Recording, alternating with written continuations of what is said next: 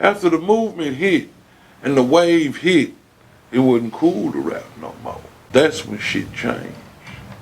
That's when everybody wasn't rapping and wearing fat laces no more. About 988, you know, back when the scene hit. Cause you know, rapping was really about partying and being happy and shit. And that crack made everything, the crack era made everything change. What blew my mind about all of this June 27th shit is like, when it first happened, I used to be pissed off. Cause I'm not a showboat type nigga. And it was everybody's birthdays but mine. I might have said it was your birthday. But it made you start paying attention, cause then that was the beginning of the culture. Cause 83 is when them swingers hit.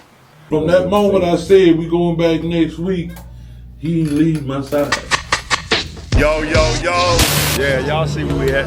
Y'all know what's going down. What up, y'all? It's JD. Master P in the building, Ice Cream, man. It's your boy, Boosie Boo. Hey, what's up, y'all? This is Trina. It's your man, Nick Cannon. Big Ed, man, we back. What's going down, man? It's your boy down in Houston. Giving love to the Texas Plug. Man, shout out to the THETXPLUG.com. THETXPLUG.com. I'm chilling with the THETXPLUG.com.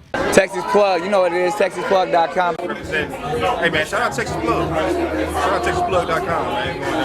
You know, when I'm in Texas, you know I'm rocking with the plug. Make sure you keep it locked to the Texas Plug TV. All right? Texas Plug, man. E-Rock, we on. Yeah. First one was June 27th. Yeah. They got the footage, but it ain't got no sound. I'm ready. Let's get it. Welcome. Texas Plug TV. You could be anywhere in the world wide web, but you're right here with us, and we really appreciate that. Today is a very special day. We got a very special guest, and we're honored to have Mr. Demo, Mr. June 27, man. Tell these people, man, who you are, man, and introduce yourself. What's up, world? It's that player Big Demo. That player Big Demo, Demo D, whatever. You know, depends on how long you've been knowing me. Oh, Mr. June 27. There it is, for the world, man, Mr. June 27. So, man, it's so much we want to get into, man. Let's just take it to the roots, man. For those who don't know you, where your origins, where you start, man? How you? Well, you know, originally from 3rd Ward. Born 3rd Ward? Yeah, JD, Jefferson Davis, baby. Well, most of H-Town was born. Yeah, and we moved out of 3rd Ward into Long Drive in 1980 and shit. 3rd Ward maybe, but Long Drive raised me. Already. So about what age were you when you moved to Long Drive? 10. 10 years old. Okay, so tell us a little bit about your household. Let's start there. Was you with your mom and your dad, and did you have any siblings? Yeah, I'm the middle child. I got an older sister, Tasha. Okay. That's how I met Screw through my sister. And I got a younger brother, T. Lee Marshall. Not the T. Lee that's gone, another T. Lee. Okay. And it was just me and my mama and one of my aunties, you know. And you know, we started out, like I said, in 3rd Ward. With, you know, my mama had us young, so. We're at the 3rd Ward. I know 3rd Ward. Shit. Well, we stayed in first on Rosedale, and then we moved to the Color Doors, and people that know what the Color Doors know what the Color Doors is. That's the apartments on McGregor right across from the Bayou. But we stayed all over 3rd Ward, Wichita, Alabama, Rosalie, Winburn, just all over that mug. In like quick 10 years of my life, I went to Lockhart and Turner. You know what I'm saying? And then like when we moved Long Drive in 80, you know, that was like stability for me because, you know, we was in one place for a while. Okay, so what was the climate like in 3rd Ward before you moved to Long Drive? Like, what was going on? I guess it's late 70s. Prostitutes. It was I was born in 70. Okay. So 70 to 80, you know what I'm saying? It was, it was hustlers, you know, prostitutes, pimp, you know, really the same shit going on now, except it wasn't no crack. I was just about to ask you that. This is the pre-crack era. For somebody like me who wasn't around, I'd like to know a little bit more like what that was like. Yeah, you know what I'm saying? Well, you know, if it wasn't crack, then what was being sold? Well, see, my family was hustlers, but I was a little kid. I really didn't know what my grandmother and my grandpa, what it really was doing, I just know we ain't want for nothing, you know what I'm saying, even though we was in third ward. And like every time if I needed something good or we needed something big, I know it was my grandmother, my grandpa would come through. That's all I knew. And then like by the time we moved to Long Drive, it was things changed because now I'm teen. Right. I'm pre-teen. Right. So this is where I realized and I knew from the jump this was gonna be a new era. This is where you remake yourself. So like on some at 10 years old, you already knowing that. Yeah. This is some everybody hate Chris type of shit. You know, okay. I'm knowing. Whatever I'm gonna do, however I was over there, I'm finna leave it over there and be somebody different. But I was on the team. You know what I was just. I don't know how my mind was working, man. And I always rhymed. My mama would have me making little poems and like for cards like Hallmark or something, but they would be just mine. But she had me, and I'm a little nigga, I don't know nothing about no love or nothing, but I'm rhyming the words. Right. So where you getting the words from? Like if you don't really know about love, like But I know vocab. I guess just growing up, just knowing. Just not being stupid, I guess. I don't know. I can't even remember not knowing how to read. You know what I'm saying? But we had the C-Mat, Hit-Mat, Run books. You know what I'm saying with the rhyme. Right. And I was like, oh, that's pretty fly. I can do that. And so then, like once my mama seen it, she had me doing, like I say, writing poems. It wasn't always love, but it was something cheesy. Right. You know what I'm saying? And I'm like, shit, I don't. So that's probably where you first started seeing that you had an interest in rhyming. Yeah, wordplay. I knew I could rhyme. That's all I knew, but it wasn't no rhyme or reason, no pun intended. But one day, I got up, went to school, came home. We used to have a little. What grade you in around this time? I'm in the 4th grade. Okay, so you by. I'm 10. This is right. I'm 9. No, okay, so you still in third ward. Yeah. Okay, it's before the transition. Now, well, see, my birthday in the summer, so I'm in Long Drive. My birthday just ain't came yet. It's 1980. Okay. You know what I'm saying? So you had already moved to Long Drive, so you about to be 10. Yeah, I was gonna be 10. I got you. And man, cause see, we stayed right around. I went to Cornelius, and the Cornelius is on the same street as Hardman. And anyway, man, I came home and we had a radio on the bar in the kitchen. We had a straight bar and we had a little box radio. And this song came on. And the dude was like, man, y'all gotta check this out. This dude, I ain't never heard nothing like this here. They say it's called rapping. And that boy played that mud. Hip, hop, a hippie to the hippie, the hip, hip, you hop, you don't stop to bang. I'm like, wait a minute.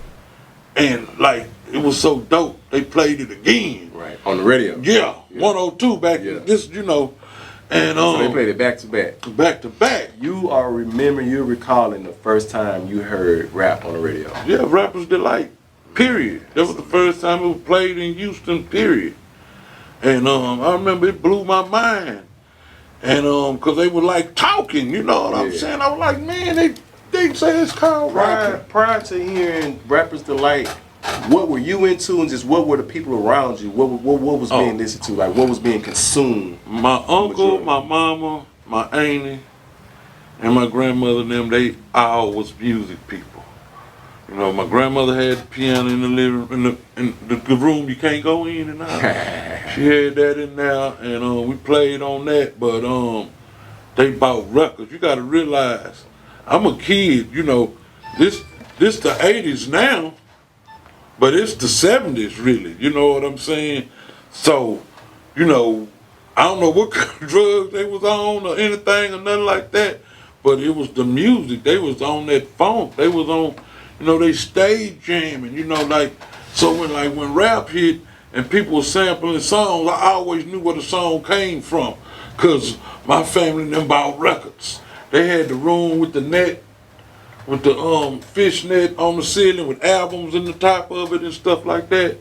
And straight 70s shit, you know what I'm saying? And like So we talking about like Motown and whoever was jamming, and you know, again, you know, late 70s, early 80s, it wasn't just R&B, you know, it was that disco, hip hop. It was, the music was funny. it was kind of transformed. It was transformed. Yeah. It was techno, but it was still rhythmy, and it, you know, it was disco kind of not.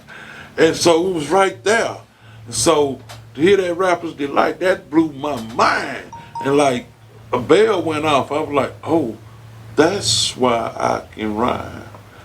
That's why I can rhyme, because I can do what he doing.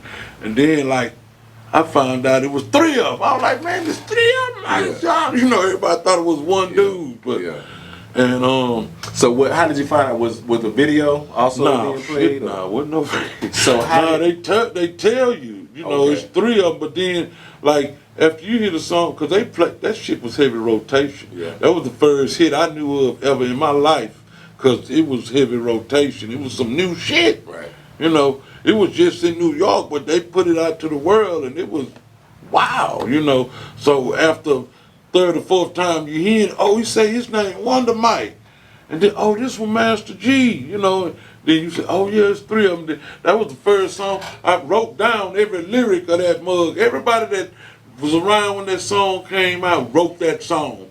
Everybody that heard that song when it first come out, they know that song Why did everybody write the song down? To learn what they were saying. They wanted to recite that mug, man. Yeah.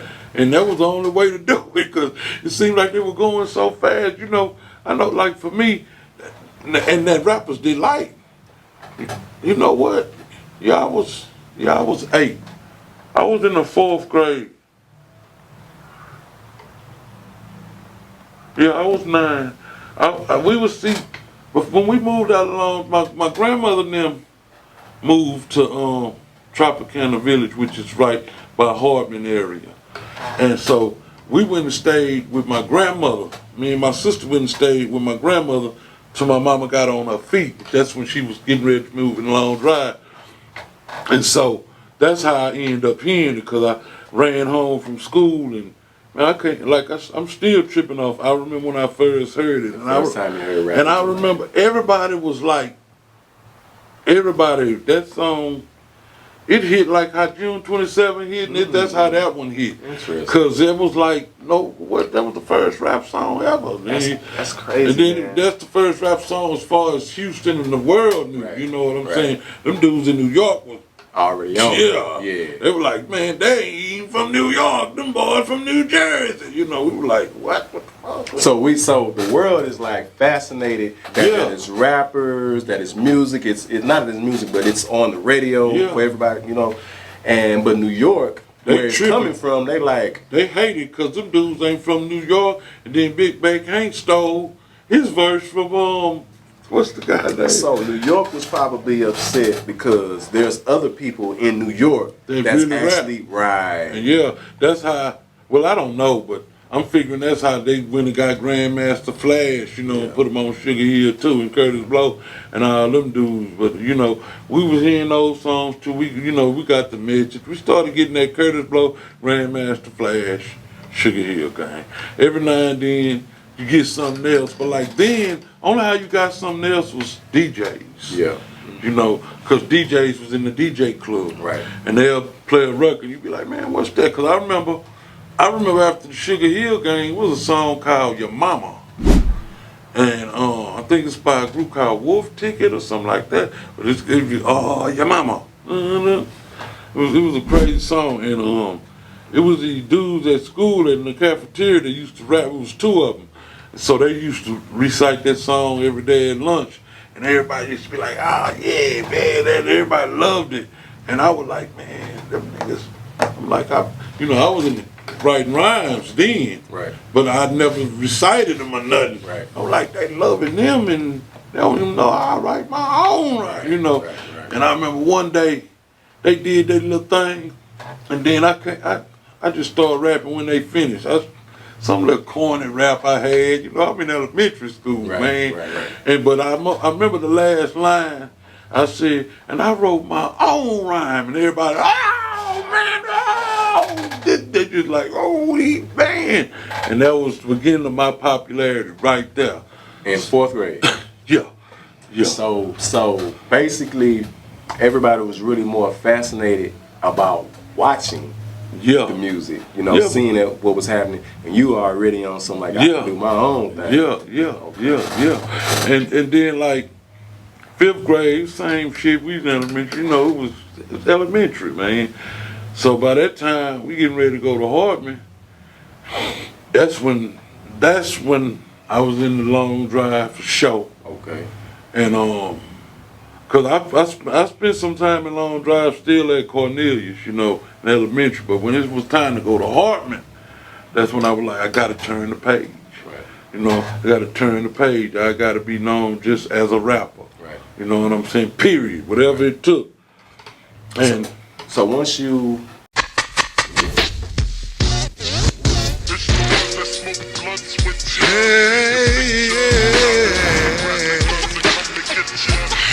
once rap hit, you full speed. You Yeah, know for sure that you. yeah, I was doing it already. And it's not like 2025 where everybody's trying to be a rapper. So what was it more so like as far as like your peers? Like, how Well, was everybody back then it was cool to rap because you know you got 83 Run DMC and Fat Boy Al Houdini. You know, rap had hit, Right. so it was cool to rap. Right. We're talking the early 80s. You know what I'm saying?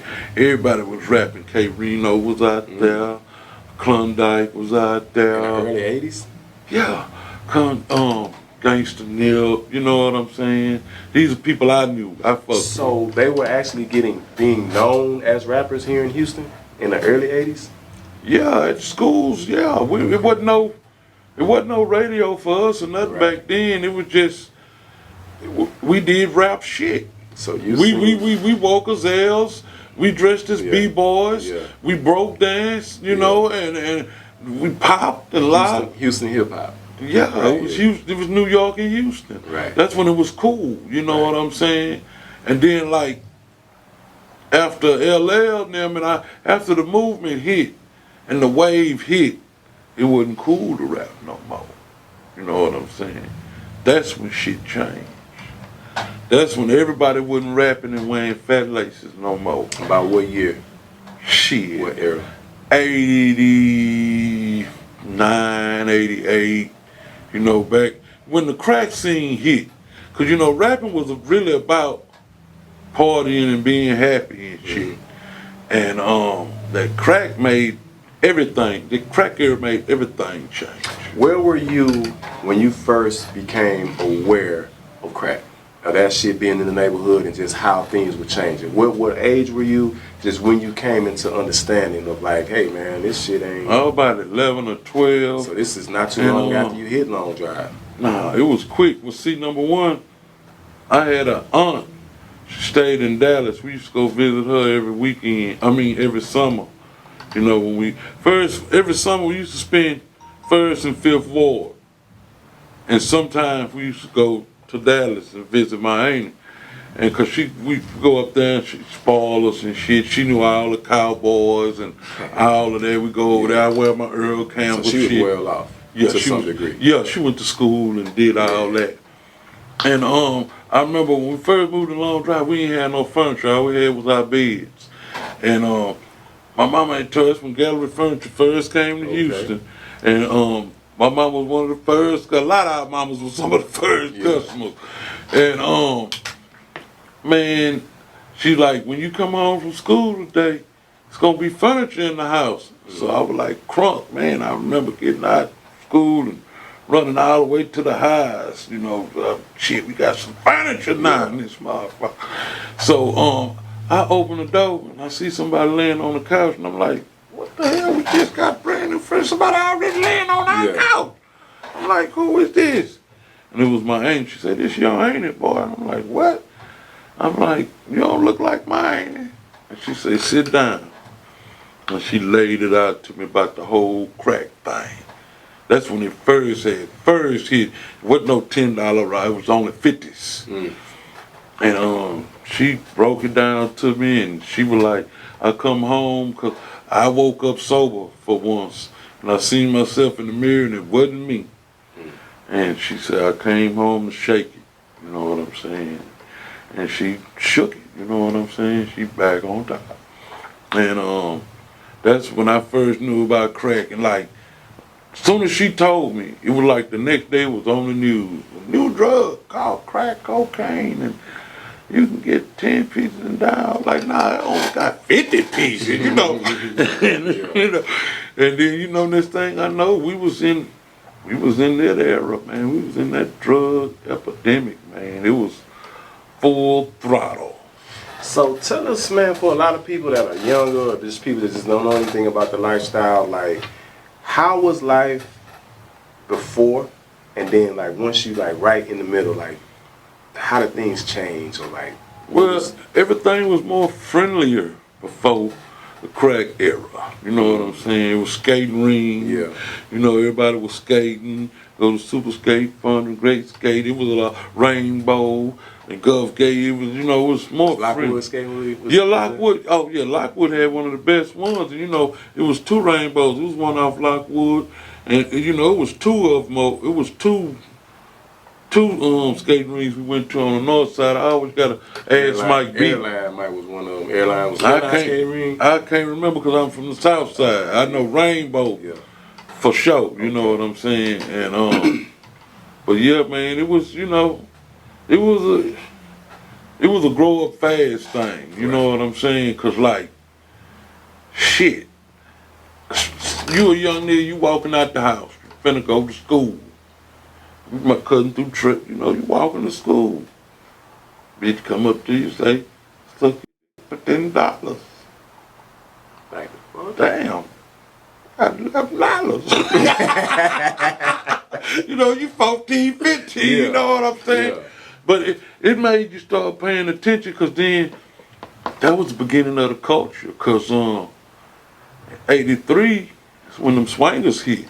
You remember the first time you seen a pimp? Yeah, but it was just regular.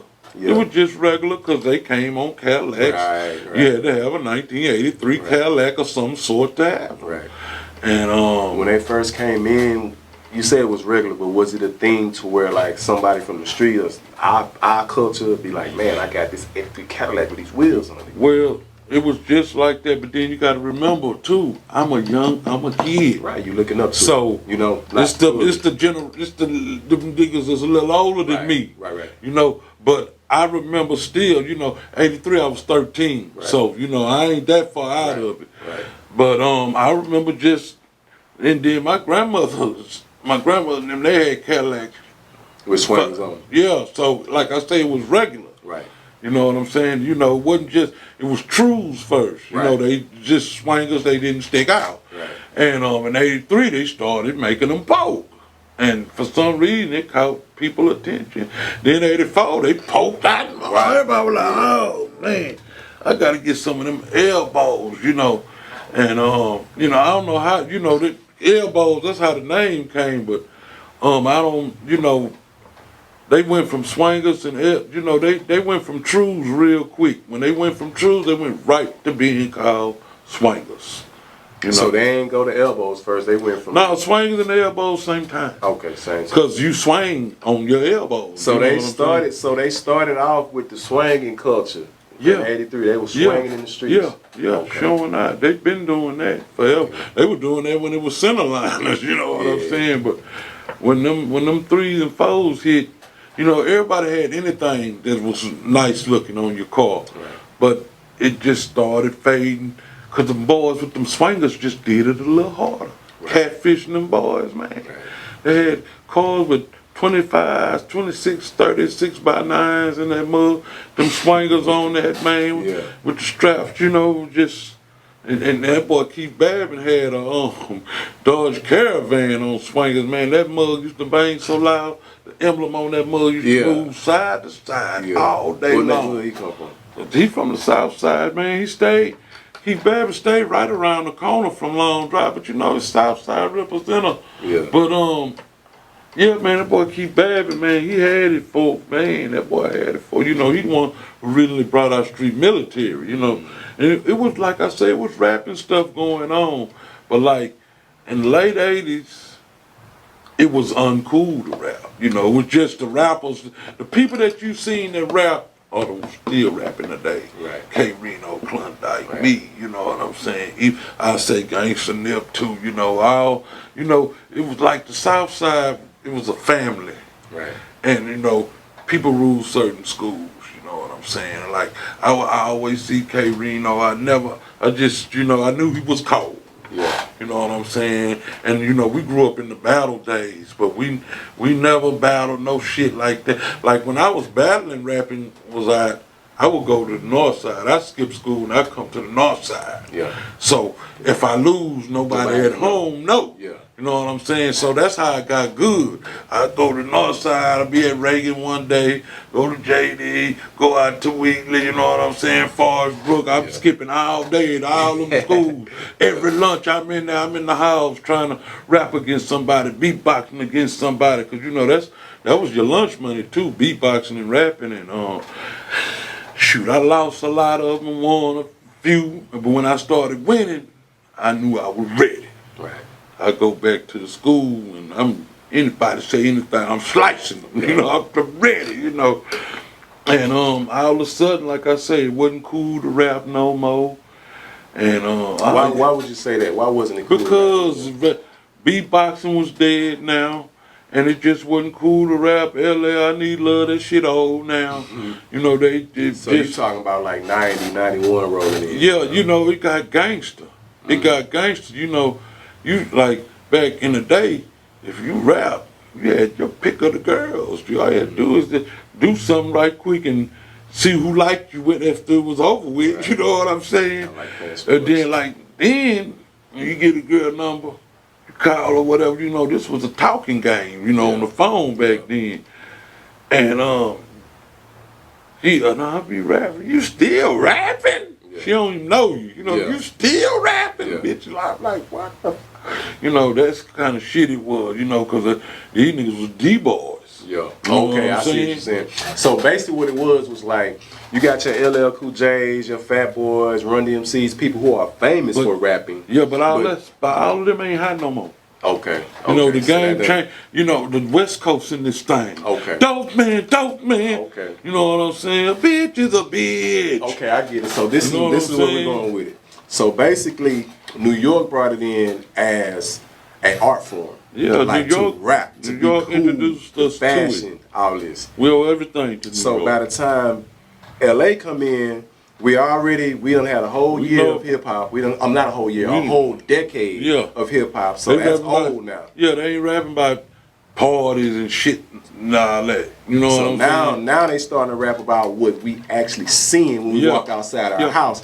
We got to thank the West Coast. Yeah. Hold on. Yeah, I heard that too. Damn, you trying to steal this interview, ain't you? Just gonna end up being the best one. Alright, so what I'm realizing now is, I guess around this is like the beginning of the gold digger era. The turn of the decade from the 80s to the 90s, you're going from hip hop as an art form to hip hop as a culture. Yes. And what we've already been seeing, or what you've already been seeing in Houston, you're not necessarily hearing that through Run DMC, through Curtis Blow and all that. But then NWA comes in. Closest thing we had to that was the message.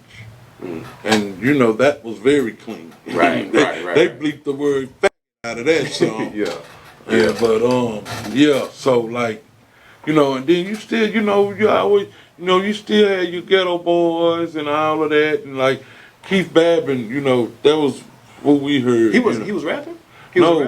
No, he was the dude that had the record label for Street Military. And you know, it was, you know, people did stuff, man. It was clubs, you know, like Lil James had the North Side lock. It was like clubs that, you know, had performances, and you know, people that Lil James had talent shows. Rhinestone Wrangler used to. Oh yeah. Rhinestone. But I've never done a club. I've never been cause like I've always rapped and been a DJ.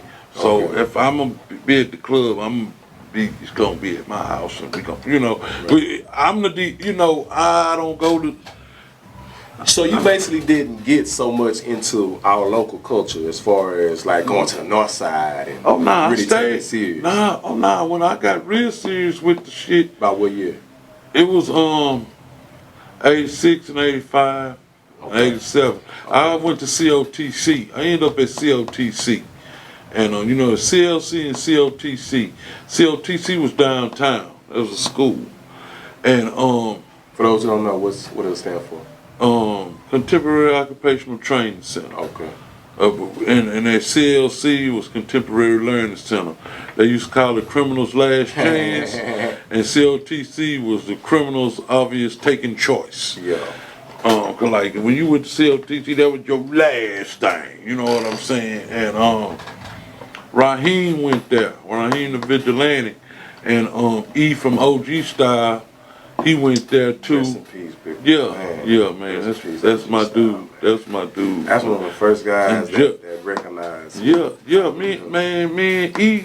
Me and E and Mike B. I remember when Mike B was in the group. You know, and Mike B that make the beats. Yeah, he was with OG Style. Yeah. And then, man, that's a whole nother story. But good man, story. Huh? Some good stuff from that story. It's some good stuff, but it's some shady stuff. Oh man.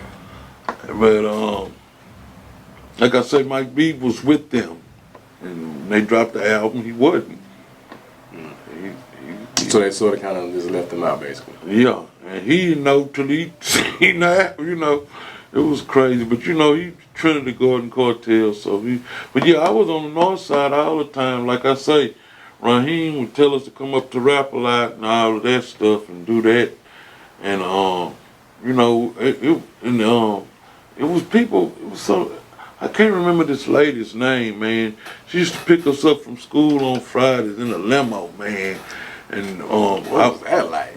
I know everybody was all up on you. Oh man, I went to COTC too. They pull it up downtown, man. I'm walking that mug. Boom. Shut the door, and I ain't coming back, you know, till Monday, you know, 'cause when she drop us off at home, it's gonna be Sunday, you know. And we used to do a little video. We did a whole lot of, man. We thought we finna blow the fuck up, man. So you was part of a group? Nah, I was a solo. I was a solo artist. I was known as Demo D. Okay. I remember we went on a tour, me and OG and them and Mike B. Man, it was a lot of us, man. And we went on a Texas tour, man, and we went to, that's when I first found out about Washington, Texas. Boys came to the show on horses. And that just blew my mind. Even being in Texas, that's what everybody think about Texas anyway. But see, I'm from Houston. Right. So, you know, even though his horse is right around the corner from my house, you know. Right. But, you know, I ain't, you know, we city, man, we city. So, it tripped me out, but that opened me up too to knowing that it ain't just the people who you think money you want. Right. You want out, you know, 'cause we did little towns. Right. And we made some money. We ain't get none of it, but we made some money for somebody. Yeah. And the money was there, you know, and it just tripped me out that, yeah, it ain't but 100 of them, but it's all 100 of them. Right. You know what I'm saying? Right. And you know that showed me, okay, it's other people in this world too. You ain't gotta sell in New York. You ain't gotta sell in LA. If you can get to Podunk, you can get more money than everybody because it's more Podunk than it is anything else. Right. So basically, you talking about like the small towns. Small towns, you know, small towns everywhere, from east to west. You know what I'm saying? Because what I found that out then, but if you look now, when you see these groups and people, you know, these rap clubs and, you know, pages and stuff, it be people from all over, man, from Montana, and Mexico, you know, you ain't thinking they jamming screw, you know, but they know it better than you know what I'm saying? It's crazy and they spend their money, you know what I'm saying? So that's what opened me up to not just being, that's why when I do my songs, I do them for me, but at the same time, I'm conscious of, you know, I won't piss too many people off because I want everybody to like it. You know what I'm saying? I want homosexuals to like it. Right. I want people in the Navy to like it. I want Muslims to like it. I want Christians. You know, I want everybody. A lot of people, I think a lot of artists don't really think that deeply when they doing their music. You know, they don't think that far down the line. Yeah, but you know? I'm 50, but you know, and then at the same time, I'm a local underground. Right. You know, I'm ghetto fat. Yeah. You know what I'm saying? Don't nobody know me. And you know, it be tripping me out that people do be knowing me. You know what I'm saying? Like I sell a little merch in now, and places I sell and ship to, it blows my mind. You know what the fuck I'm doing? How am I shipping stuff to New Zealand? I mean, How am I shipping stuff to Australia? St. Peter. Dude, I was talking to this dude on Facebook. I used to talk to him all the time. He was from St. Petersburg. And I used to tell him how I always been there and this and that. And he bought some shit from me. And he sent me his address. And I'm like, man, what the fuck is, I don't know about what is this shit? This is pre-internet. No, this is because of Facebook. This is new. Okay. I'm like, man, I don't know what the fuck are you writing on here. You said you were from St. Petersburg, man. That's in Florida. He like, no, I'm from St. Petersburg, Russia. I'm like, what the Russia? Yeah. And he was like, yeah. I say, man, is that what? I say, so what is rubles? Because he always talking about he trying to get the rubles and he gonna make sure he spend some of his rubles with me. And that's what they call their money out there, rubles. And I was like, God damn, that. Well, it's trying to spend different kind of currency on you from overseas and shit. The Canadian dollar is so. I love dollar. When I first started shipping to Canada, when they send me some money, send me $300, I used to get like $325. Now when they send me $300, I get $180. They done messed up. Damn. They done messed our dollar up so bad, man. Oh shoot. Man, I want to get back into your journey, man. I want to talk about, because I'm really intrigued about the Houston hip hop, the evolution. Culture, man. You know what I'm saying? I'm really Well, it started with the car. And after, because I remember the hustles really before crack game was really thievery. You know, we steal cars like D-Red said, you know, steal them IROCs, you know, them GM cars. Them IROCs, get that Eagle meat off of there, them T-tops and take them to the post, you know. And but then when that crack era hit, that's when everybody was trying to get some money then, you know. It was, you know, snatching gold chains was out and all that shit. You go to Gulf Gate to the movies and snatch whoever slipping gold. Do stupid shit like that. So when did let me see. Let's talk about like Daryl Scott. Oh man, Daryl Scott was Michael Prince, and tell us. I didn't know Michael Prince. But you knew Michael of him, Prince. right? No, I knew of him, but I didn't know Michael Prince. Okay. I knew I'm sorry. I knew Daryl Scott just by going to get his shit. You know, he had a record store on MLK and OST, and then at the same time they sold his tapes in sound waves over there on Broadway. And he was pretty much the screw before screw was, cause if like radio, they didn't really, okay, now rap done boiled over. It's done peaked out. 102 don't even play rap no more. You know, now they play one rap, they play a few now, but like they had been stopped playing rap. We had 1590 AM, they went to all raps period. And then we had Love 94, and it was a station called Kiss at one time, but they didn't play like on a Sunday you couldn't hear no rap on the radio before 12. Right. You know, like it was a sin or something. And then like if you didn't get your Daryl Scott, you didn't know what was out, because he was in the DJ club, and That I remember. That's when we first heard. He brought us CZE and NWA, man. When we first heard Boys in the Hood, man, it blew our minds. Was it man. Screw? Nah, it was just regular mixing. So basically, Daryl Scott was ushering in the music that was not being played or heard on the radio. Yeah, if it was jamming, it was on Daryl Scott. Okay. If it wasn't jamming, it wasn't on you. What did he call his tapes? Blast. Blast. It was like Daryl Scott 12 and a half blast from the past. You know, something blast, because his thing was Blast Records. Right. And man, I remember he had one with that big butt on there, man. And man, Daryl Scott, man, he was the one. And then, as far as me being from Long Drive, it was a DJ. My homeboy Kenna Wayne, his uncle John was a DJ, and he was friends with Daryl Scott. And he knew he was a badass mixing nigga too. And man, I used to bug this dude, cause like beatboxing was playing out. I was a beatboxer too, you know, and it was playing out. And most of the beatboxing dudes was DJs. So I had to convert.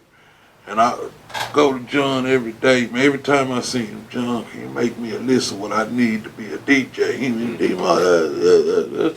And one day he finally did it. Oh my God, that made my year. He wrote me a list and everything, receivers, this and that, and these, all kind of chords and everything. It was thorough. And first he taught me how to pause mix.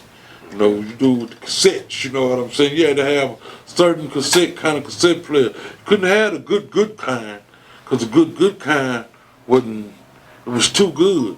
When you push pause, you want it to pause. Right. You don't want it to, okay, I'm going to pause. You want it to pause. Right there. On the needle. Yeah.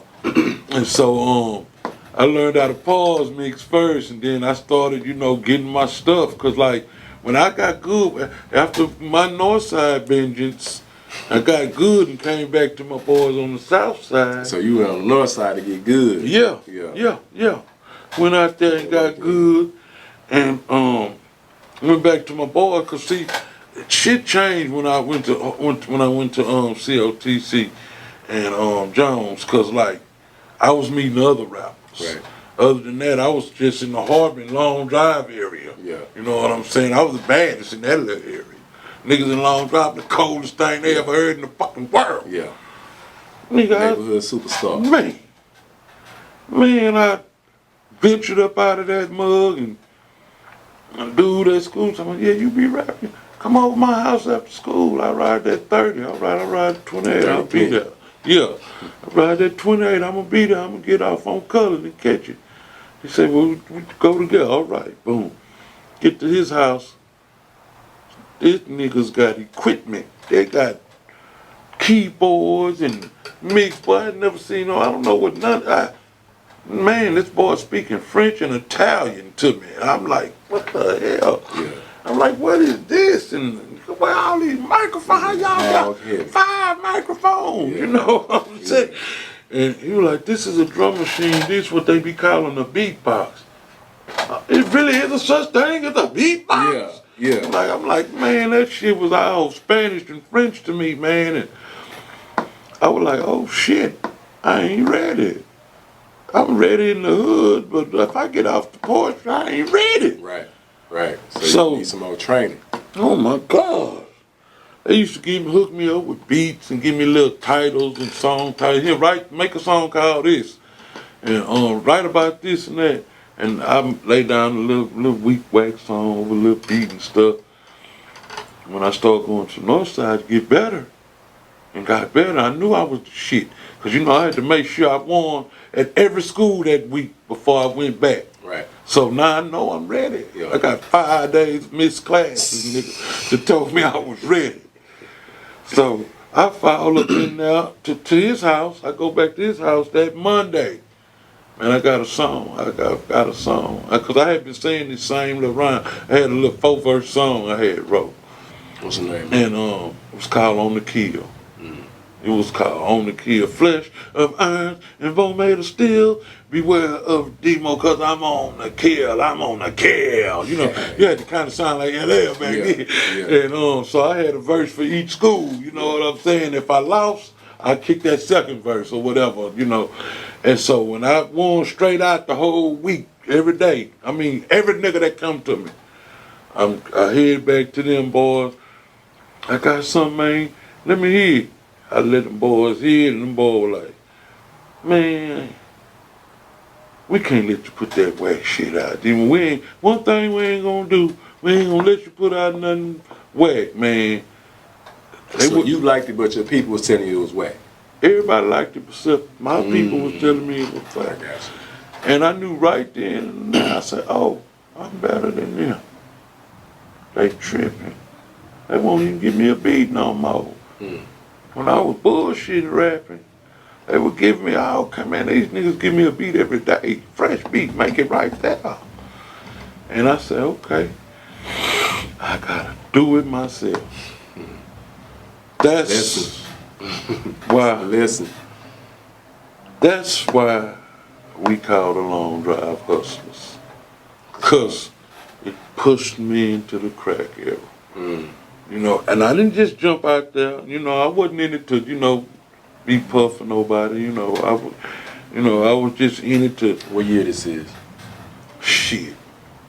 Had to be 87. So you about 17. Yeah. Might have been 86, but I think it was 87. Cause it happened quick. I stopped fucking with them. And I started picking up cans and shit and hustling and helping people do shit. You know, that's back in the day where you used to still go get a pack of cigarettes for the neighbor and shit like that. I was just, any kind of way I could get $1, man. Right. Then I had I know if I got close, I got my grandmother and my grandpa, I can ask for help me, you know, but I gotta show them. I'm trying, You gotta meet them halfway at least. Yeah, when I come to them, I'm gonna come to them right. And I finally got me a drum machine, man, and shit, it's been on from there. So you started hustling to get all this equipment that you got that you was giving. Yeah. I bought I straight up got the drum machine myself. I think I spent $250 on it. It was a Korg, the new Korg, I forgot, but I got that mug, man, and it wasn't no Korg. It was a new Roland. I can't remember, man, but I remember I got that mug from the Guitar Center, man, brand new. You couldn't tell me a thing. I ain't had nothing to hook it up with, but I had it. I put my headphone in that mug and go to town, but I still didn't know what to do with it. But I had that, so that let me make my beats, you know, or try to make beats. Then I had to get my turntables, you know. My first set, you know, they was just turntables. They wasn't made for scratching up. Right. You know what I'm saying? You know, cause when you buy you get to all the wrong shit first. You know, as soon as I went to scratch, the needles just started just. I was like, oh my God! I'm like, that's why they put the penny on there. Put the penny on there. Damn, I need a quarter. I need a quarter. Wasn't working. I found out I need direct drive. But I finally got all my stuff, man. That's why so many of the people that I like are people that do their own. Like, I like Sir Mix a lot, because he wrote the rhyme, he made the beat, and he did the scratching. That was me. And I never knew that. Yeah, and so that's the name. That was my journey, man. I was like, you know, I was like an underdog out of my boys. You know what I was saying? I'm like pup on the stage, you know, the pup on the porch, but you know, I knew I was off the porch, and these niggas wouldn't give me my bowl. You know what I'm saying? So I figured my own shit out, and I just was in my room, man, going to town, and like I said, I would DJ parties on the weekend. We have shit in Long Drive, and you know, I just was mixing and doing that shit, you know what I'm saying? Like I say, rapping wasn't cool no more, but I could still always rap, you know. But you know, DJing was where, you know, because you know, I never listened to the radio. ever, because they always play what they want you to hear. Right. Then they tell you to call And they in. play it over and over Yeah, and it's over. like a long ass tape. Like they trying to goddamn They push it. hypnotize your ass. So that's what made me want to be the DJ. I can see that. And then like by the time I had, you know, I done come up, you know, time has went by. I done hustled, you know, and off and on to get stuff. You know, I was never a D-boy. Right. But I hustled in Long Drive because it was easy. And you know, if you don't got a starter jacket, you're going to be cold. You know what I'm saying? Probably So, talked about yeah, exactly. It's going to get done cold. So shit, I hustled for a couple of weeks, get me 2 starter jackets, give me some shoes, and you know, get the get the unit, Right. you know. Right. And you know, I always worked too, you know, but I always tried to maximize it, you know, whatever it was. But then like throughout those years, I've had all my shit. When I got to having everything, 1200 and everything, the Gemini, when I was like looking like from New York, I lost all my shit in storage. Cause I was a young nigga, I had an apartment and I moved, you know, you moving so fast, man, and you lose shit. You learn how you learn. And I lost all my shit, man, all my fucking records, man. I got autographed records from Run DMC, the Fat Boy, all kind of shit I lost, man.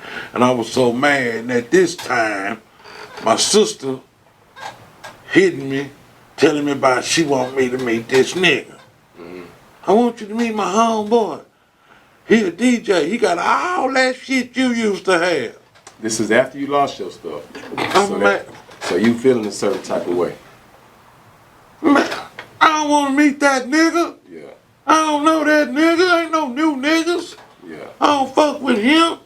I don't know him. She telling me every time I see her, every time I talk to her, Emo, nigga, want you to meet my homeboy. And they rock. They call him Screw. And blah blah this. I'm like, man, fuck that nigga, man. I'm not going over that man's house and they're trying to meet nobody. And so one day, me and Kesey was helping her move. Who is Kesey to you? Kesey just a homeboy, but it's like Fan Long Drive, Mark Kesey, and Wimp, the Christian brothers. Okay. And you know, we just all in Long Drive together. And me and Kesey helping her move, and I hear this mixing, some nigga mixing his ass off, but something wrong with my sister's radio. To you, something wrong with it. Oh, it's something on your head. Yeah. It's playing fast, playing slow. Yeah. So something wrong with it. I don't know how. I can't, you know, I'm sitting up here trying to imagine what could be, because she got the stack. You know how the little stack radio was out, the little turntable on top, Yeah. 2 cassette. Yeah. I'm like, how's that thing doing that? I'm like, Tasha, what's wrong with you? What the hell wrong with you? I say, well, whoever that is mixing, they mixing their ass off. Yeah. I say, but what's wrong with your radio? She talking about hoe ass nigga. I tried to tell you, that's my homeboy Screw. That's his style. He slow the tapes down, man. I'm like, oh no shit. I said, that's weird. I say, but that nigga mixing his ass off. It was an old school. It was I don't know what, but it was some Run DMC Houdini mix, and he was fucking it up, you know. And she was like, that's what I was telling you about. I was like, oh, all right then. So about a week later, she called me, T-Mo. So your first introduction to Screw music, you didn't necessarily meet Screw, but you was somewhere where he was actually mixing. You was listening to him. No, my sister had a tape. She had a tape. Okay. Yeah, my sister was already getting personal. Right. You know what I'm saying? My sister used to be the live. And she out the course first. Yeah, she older than me. Yeah. You know what I'm saying? And so she called me, she said, D-Mo, I want you to go pick up my tape from Screw House. I'm like, man, here you go again. I said, you want me to go to this man house? She said, D-Mo, you stay right down the street from Long Drive, right off Park Place. I'm like, oh, okay. You know, that's like 5 minutes. So I'm like, oh, shit. I'm like, all right. And she gave me a number. We did the pay. You know, I forgot what, you know, I went to get the tape. You know what I'm saying? And man, I hit him. And he said, I got called from the payphone at the Pilgrim at the cleaners. I say, I'm at Pilgrim. He said, I'm finna walk out and be standing at the edge of the driveway. So I'm coming down the street, I see little old short nigga. I pull up, get out, and I say, so you Screw? And he was like, so you Demo? You know, we saying it at the same time. We both start laughing because we both know how my sister is. You know what I'm saying? Right. I'm like, man, my sister, man. And he gave me the tape, but we just stood there. She told me a lot about you, man. She told me you had 2 turns. You had. I said, man, I had everything. I just fucked up and lost it in storage, man. I just, you know, I got tired of paying it, and I knew I had my shit in there, but shit, man, I was moving on, man. I said, that's why I didn't want to meet you, because I didn't want to see all that shit.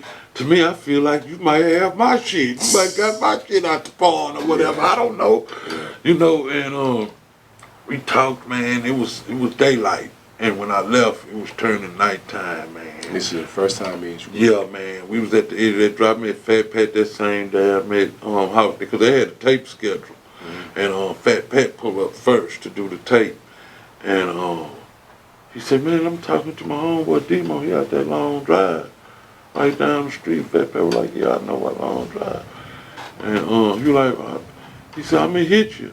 He said, all right, Hawk gonna come through here too. And then like, you know, I ain't know who Hawk, you know. This is about 93? 92.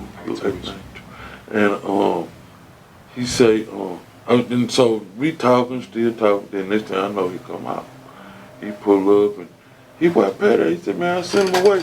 I'm out here chopping it up with my own. You know, Screw got a hell of a talent of making you feel like you his most important motherfucker you know in the whole world. And he gave me that. That's a skill. He gave me the first time I met him, that's what he gave me.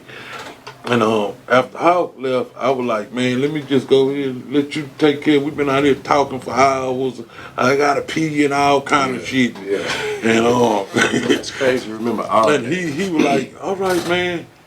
He said, I gave you my beeper number, and you know, hit me. He said, hit me, man, and come fuck with me.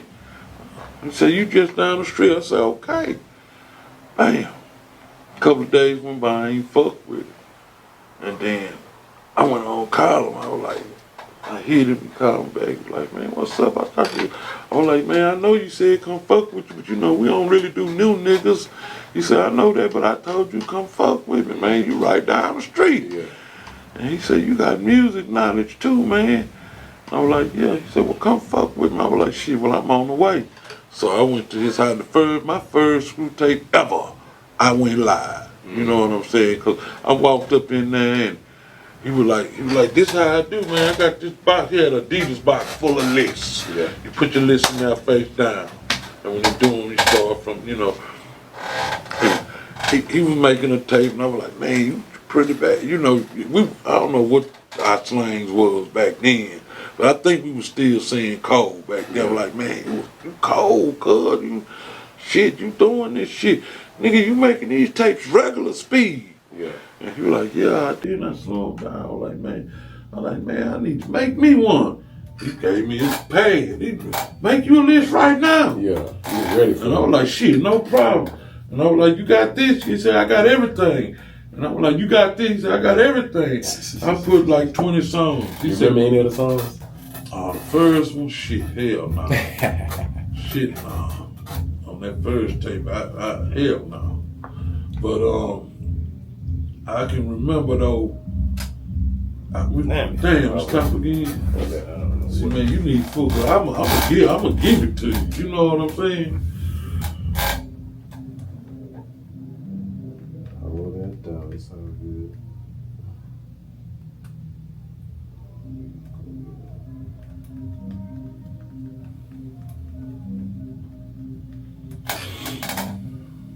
And Stroh's 1-0 still. Right, we rolling. We still rolling. We good. Okay. Yeah, man. What the hell was I saying? That first tape. Oh yeah, that first one. I just remember, you know, he said put 20 songs and might be 15 or 16 of them make it.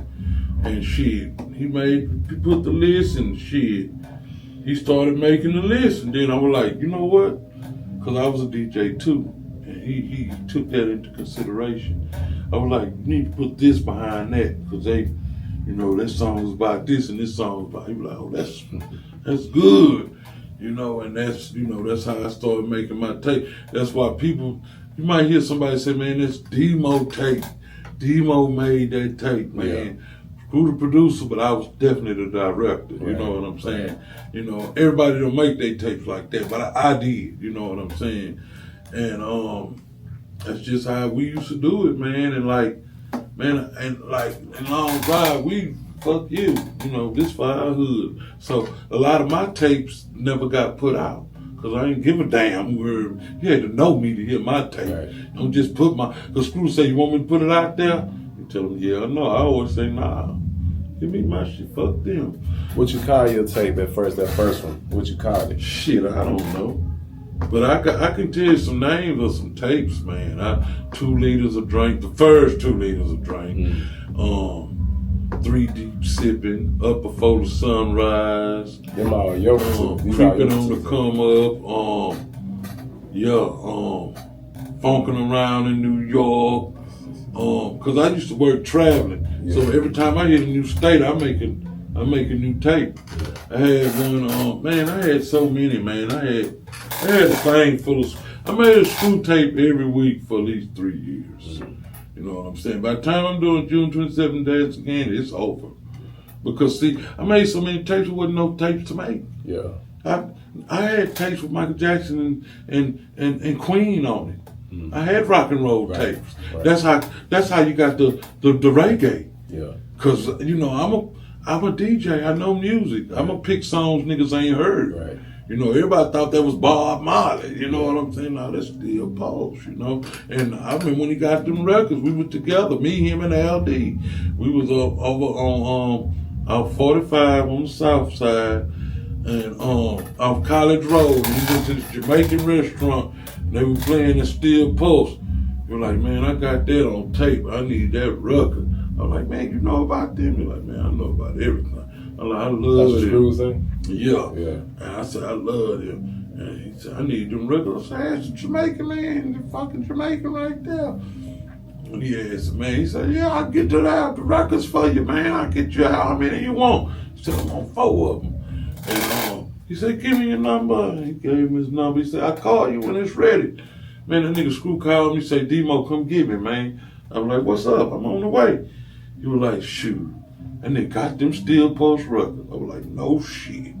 I was like, oh, that's right on time. And shit, that's how it ended up being on June 27th. I got other tapes. So this is right before, this is leading up to June 27th, or you just this pre-June 27th. Because like I say, since 92, I'm making screws all these years. I used to be out of town, and I FedEx screw. I was so cold, I FedEx screw my list. Yeah. He'd make the tape that night and FedEx it back the next. I got it 10 the next morning. Nigga, that's how I was doing in Humboldt County, jamming, learning about real weed back then, man. But yeah, man, that's how it started. Like I said, I met him through my sister, and we chopped it up. And like I say, that I went over there and made that first tape. I went live and I came home with it. Then I ran into Keith, like, Demo, where you was? I ain't seen you, know, because Keith's the youngest out the Christian boys. But he's the one that rolled. You know, I had a time with all of them. But Keith was a G, and you know, so I used to keep him under my wing. And he was like, man, I was like, man, I went over Screw House. He was Screw House? What the fuck? I said, that nigga make the tape that we was listening to at my sister. I told her, oh yeah, that's. He said, man, you know, and I've been hearing about that dude too, man. He do the slow down tape. I heard such and such talking about it.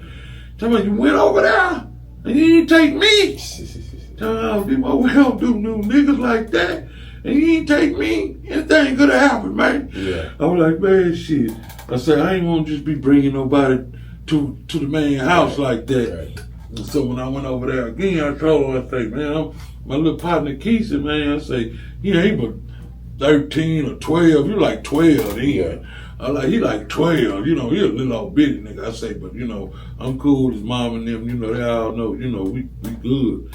And he was like, shit, bring him through. And so we went over there the next time. Every time I went to school, Keith was with me. And he was like, man, that little dude is a player, man. He 12. I said, yeah, he 12, screw. And he was like, man, I ain't never seen nobody. You know, it was always, because, you know, you got Shane, it was Shane, Little Third, Keith. Them was our little young VG player type dudes, man.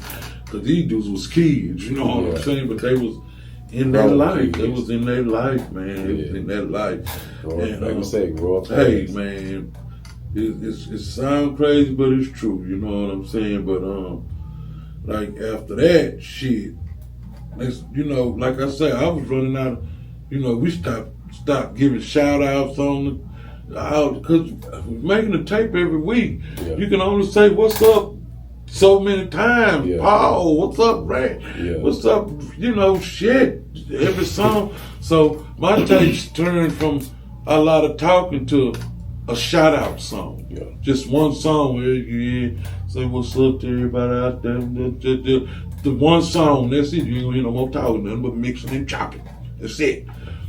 And then like at the same time the screw movement was happening, it was a lot of dudes that was coming through screw that I knew from school. And they wasn't rappers. Yeah. And they knew who screw was. They knew I was a rapper. Mm. They knew that. Right. I was the nigga known, I was that fat nigga with them gazelles, the gang. They know that nigga that used to be rapping. Yeah. So they coming in the screw house, they feeling intimidated because they know I don't see them as a rapper. Right. And they coming in there flowing and, you know, half-ass flowing. Some of them got some, but you know, you get good at it. You know what I'm saying? But so they were like, you gonna rap on my tape? And I rapped on a lot of niggas' tapes because you know, I was screw transport a lot of times because I was the closest to them. Right. You know what I'm saying? So you was driving screw around? Yeah, a lot of times, you know. And man, shit. People would come through and they do a tape and they, you gonna get on my tape, man? Because I was always there when people was doing their tape because, you know, we might have went to Soundwave and picked up 500 blank tapes or something. And they be, big boy, I remember you from Hartman, I remember you from COTC, I remember you from Jones. I want you to rap on my tape, man, to make my tape live, you know. You want a real rapper. It used to be crazy. And so I used to do that, and then like time steady passing. It's 94 or something now, and it's 95. Let's jump to 95. Okay. My partner Jonathan then moved from, you know, we was all kids, we growing up, so we migrating out a long drive. Jonathan moved to the Southwest. So they put me in the Southwest because that was my boy. I used to go over there. I used to tell him, man, this new dude named Youngster, man, D-Mo. Gotta hear him, D-Mo. Gotta hear him. Okay. So I'm on the Southwest Sandpiper one day. We over there chilling, and this little young nigga come up to me with his shirt off. Hey man, what's up, man? He knew who I was. I know, you know, and this pre-internet. Ain't no pictures of what niggas look like going around. Hey man, what's up, man? You think he knew you by your name? He said D-Mo. But I'm saying, did he know of your name, or did he actually know how you looked and everything? I don't know how the nigga knew how I looked. Yeah. But he knew me from. Yeah. He said he knew me from flowing on that screw. That's what I'm saying. The nigga walked up to me with his shirt off and just started rapping some shit. I was like, that shit kind of sounds familiar. That's you, man. That's you. Yeah. That's you. You said that on. I'm like, no shit. Like, yeah, man, I know all that shit. Yo, what's up, my partner, man? He said, I know all that shit, D-Mo. I know all that shit. I don't know how this little nigga know I'm D-Mo. You know what I'm saying? And, shit. That nigga he was my new Kesey. There wasn't no shaking youngster, nigga. And he was like, man, I'm ready, I want to go. I know you the man that can take me. Jonathan told me. I'm like, man, shit. You know, I couldn't just let the nigga meet me and be at Screw House tomorrow. Right. You know what I'm saying? So I'm like, this nigga, you ain't ready yet. You know, but that nigga was ready. So, we did the Dance of Candy, and I left him. I left him on purpose. You left him at Screw House? No, I left him at Sandpiper. Oh, okay. So we get back from doing the dance again. He mad, Demo, you a cake ass nigga. You left me, man. I said, man, I ain't had time to come get you. I said, no, you left me. I ain't leave you, man. We had to go Bitten Johnson. I was kind of lying. Yeah. You left me, man. And how does this nigga know I left him? You know what I'm saying? But I left his ass, so I said, man, don't trip, man. I said, I left you because we going back next week on my B-Day, June 27th. I'm like, all right, man. Don't lie to me, man. Don't lie to me, man. Don't break my heart. Don't let me down. You know, he on my ass. 95. Yeah. About to be your birthday. Matter of fact, now we in 96. About to be your 25th birthday. Yeah, I'm about to be 26. About to be 26, so we're talking about 96. Yeah, 96. Okay. So, man, it was crazy. So, cause that, man. So Youngster 6. Even though Youngster a year older, but them niggas lied about their age on that tape. Yeah. And, so that, you know, Youngster ain't letting me, he ain't out of my, I ain't getting out of Youngster's sight. Cause he want to be from this moment, from that moment I said we going back next week, he ain't leave my side. And so, we went back. That day, man. It was a slow build up to the night, you know what I'm saying? Cause like, we got the Dancing Candy tape back that same day. Take about a week to get the tape back. And the Dancing Candy was jammed. Big Mo was on that bitch blowing. I'm pissed off. I'm lean and fucked up and done missed the tape. I hear Keith in there, Demo done fell asleep, but we still gonna wreck. I'm like, they think I'm asleep. I run back down to the room, hop on the mic. Them niggas listening to it for the 4th or 5th time. Yeah. So I'm mad, you know. So we gathering the niggas up, you know, the original niggas that was on the Dancing Candy, but like we go get some smoke. And what y'all finna do now? They done heard the Dancing Candy. Y'all finna, that's Big Mo out there too. Y'all finna make a tape, ain't y'all? Yeah. Man, let me go, man. You know, screw down. I don't give a shit, you know. Come on, every time we stopped, we picked up somebody, a man, poo, bird. Every time we It's your birthday now. It's your birthday? Yeah. Oh, yeah, it's your birthday, okay. And, so by the time we get to Screw House, you know, nobody know who Youngster is. And I told Screw, just like I did with Keisha, this is my partner, Youngster, this nigga ready, Screw. We pouring up the drink and stuff in the kitchen. And Screw say, "You ready?" I said, "He's ready." He said, "Well, let me hear something." You know, Screw always look pole. Yeah. Let me hear something. Then that nigga Youngster started rapping. That boy big pole looking at me like this here.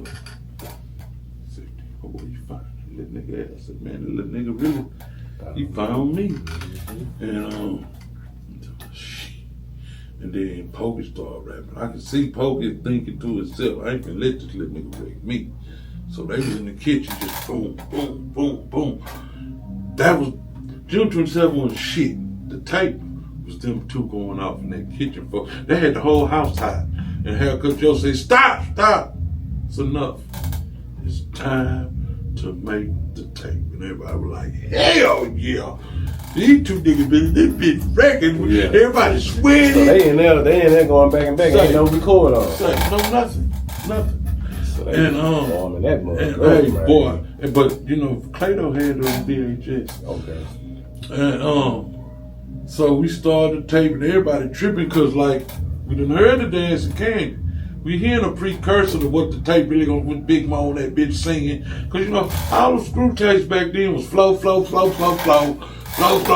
Bring it on, bring it, just flow. And by me being a rapper, I'm like, man, we need a hook, a little bridge, or something. Yeah. You know, so I'm like, he used to say, D-Mo, get Big Mo. I'm like, yeah, I'm tripping. So that's how Big Mo ended up on the Dancing Candy.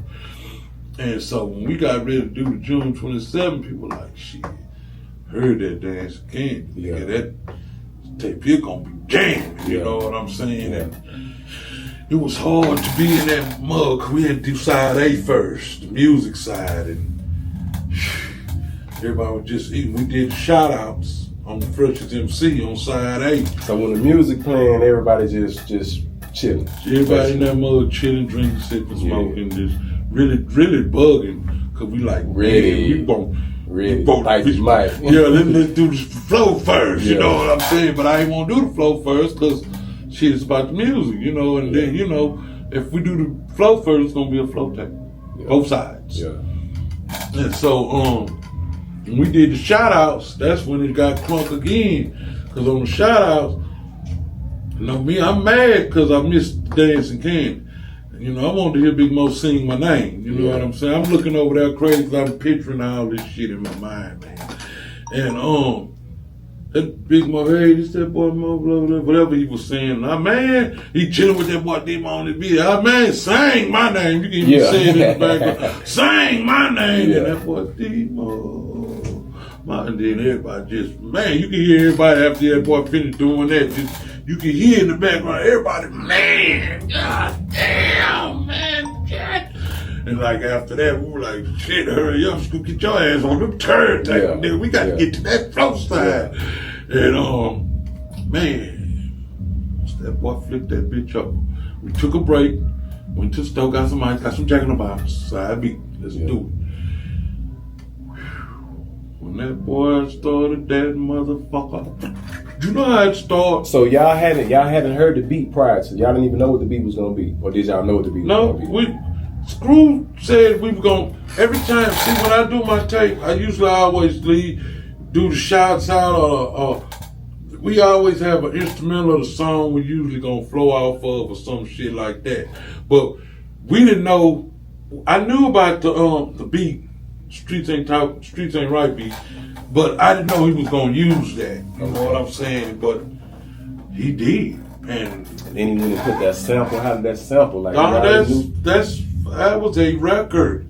Oh, I'm talking about the Biggie Smalls part though. That's a record. All that is that's on that in song. the record. All that's in the record. Yeah, a lot of people don't know that. Yeah. A lot of people don't know that. That's Jermaine Dupri produced record. You know, he always say he got the soundtrack to the South or whatever, but yeah, he do. But man, that's a sample he used too from Christopher Wallace. It's from. Well, I'm just talking about that line. It's the beat from.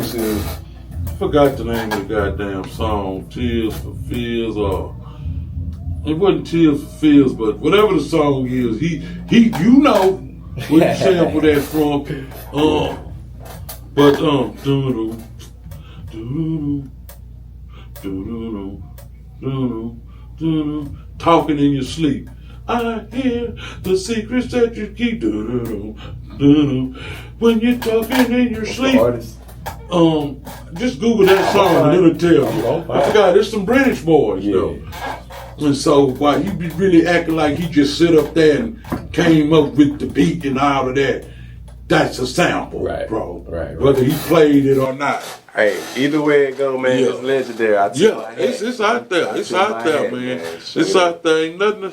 I tell you what, whatever the song was, it's known as June 27. Don't nobody know the streets. You know, that's Jermaine, don't knock to Jermaine. He all that and do, you know, he the man. But we branded that and it's over with, you know. And Big Mo branded that with his singing. And you don't even have to have the Big Mo. When you hear that beat, I don't give a damn who you are. They're kind of trying to start the rap. I don't care who you is. You know, they kind of start trying to rap. I don't care. Or you gonna want to sing. Yeah, you gonna do something, man. Yeah. And then, like, in the process of making it, when we was actually got to the flow part, we knew. You knew you had something special? We knew. We figured it out. I don't know. We seen it. It was like everybody was able to jump out of the box and look in. Because we saw it. You could see the twinkle in everybody's eyes and like, nigga, I'm on this bit. Could you name everybody that was in Screwhouse that day? Mostly, let's go with Haircut Joe, Big Pollo, Big Mo, that boy Ken Dog, that boy Russ Spaulding, that boy Rod, that boy Goldie, that boy Man Pooh, that boy Clado, Pollo, of course, Youngster, of course, Kesey, of course. There was quite a few, man. Jonathan. Jay wasn't there. Jay was there, then he left. He left. Man. Because Jay, this is why Jay left. He ended up selling a set of swingers while he was there. How they gonna get that bread? He got the bread, but you don't be sitting in there with all that bread. That's when they wasn't making swingers no more. Right. So they costed racks then, Right. So he went on to the highs, put his money up, you know what I'm saying? Mark Christian was in there. There was a lot of people. It was like, as far as the tape, if you want to know every person that was in there for the tape, everybody shouted out on the mic. You gotta go back to side A and find the shout outs. And you'll hear it, because like people be tripping and man, Poop wasn't in there. Nigga, man, Poop was in there, nigga. What the fuck are you talking about? He on the bike, man. Bird too, I forgot Bird, and it was a lot of, man, it was people in there, man. It was people. It was crazy, because like how Poker said a couple of years ago, it was a party, and it wasn't no party though, you know? Because, he got the pool table in the back, people out there the niggas who gonna make their next tape waiting to make their tape too. But they witnessing, they're like something else is really going down up in there on that tape. Yeah. You know what I'm saying? We took the break, you might take a break. A lot of people gonna take a break after side B, because, we ain't on it. Gonna make Jack in the Box run or whatever. But, I remember how hot it was, because there was so many people in there, and the energy, everybody was, the energy, man, it was so hot. So y'all basically felt something was happening, something was man, coming. we Y'all knew felt it. it growing. We knew it. That's amazing. We knew it. Man. I'm telling you, So Clado brought his camera, man, and recorded everything. The thing is, where's the footage? Got taped over when when T. Lee died or something. He say some kind of way to people, it's gone. It's gone. But it was recorded, man, and like, damn, it was recorded, man. He recorded every moment of it. Every moment of it, from the first time we got that till we left that morning. Yes, we got that tape. Man, I swear to God, if that tape was to ever pop up, it'd be worth a million off the top, man. And like, we talked about it too. Clado was like, that's how we got the story of what happened to the tape. They was getting a picture of T. Lee from the video, and they're making shirts or whatever, some kind of way. I don't know, man. I never had it in my possession, but Mystery at this point, I guess. But we knew, man. Like I say, we knew, man. And like Young said, at that beach, we gonna drive in. Yeah. Take about a week to get your tape back. Screw called me at 10 in the morning. For Thursday, I'll never forget. It was a Thursday. My birthday was on Thursday, which is Carrington's night. Everybody going to Carroll. Yeah. So it was a lot of people that didn't go because they had to go to Carroll because, and all them niggas that went to Carroll, mad than a bitch, because they got shotted out on the tape. Yeah. You stop again? Nah, this one was good. And they got shotted out on the tape, and they were like, man, I should have been there, man. I should have been there, man. And it was just crazy, man. We knew. And like, when we got that tape that Thursday morning, 4th of July, went there. I had already paid my $15, personal screw cost $15. Had already paid for my tape, and I got 10 more. $10, $100. And Big Mo got 10 more. Everybody bought 10. And we went back. This is the timeline. Call me at 10. Boom. I go to Big Mo and them, go pick them up. Boom. Go back over there to Screw House. We're talking like less than an hour. We got maybe 500. Maybe everybody got 10 tapes, so we got about 120 tapes on us. We go back to Big Mo house, get ready to go. Go to the scene. Hit 288, go to the surf side. We get to surf side, we like, oh man, I thought I heard somebody jamming the tape, man. Yeah, I thought I heard somebody jamming it too. Yeah, I thought I heard somebody else jam. Wait a minute. They is jamming it. I hear Big Mouth singing. How the hell? Everybody at the beach was jamming that tape. Everybody, we just, it's my tape. We just got the tape. Yeah. How the hell? But you know, when Screw opened them gates, it turned to a dope house. Yeah. It's flooded. Yeah. You got people waiting. So somebody done locked that house. They done beat us to the same. Yeah. And they are, we on our way back to Big Mo House, they getting on the freeway. Yeah. You know, we getting back on 288 going up 3rd Ward way. They going south. Nigga, we got to the beach. Every car we passed was jamming. And it was crazy. Cause you know how you see movies and stuff of people that blow up or make it and they first hear their song on the radio? That's what that was for y'all. That was that moment for you right there. That was that moment, man. It was crazy. It was like a debut. They didn't know what to tell me nothing about. And I mean, how the hell every car was jamming? I still don't know to this day. Man, that's just... Every car, not some of the cars. It was like if you wasn't jamming it, right away you was jamming it. Cause that's why we about 10. You know what? This is why that was so important. That I wasn't at Surfside. Yeah. I was at Castle Beach Party. Yeah. Well, see, that's what I'm saying. It all started. When is the Castle Beach Party? Listen, that's when it all. Look, it wasn't out yet.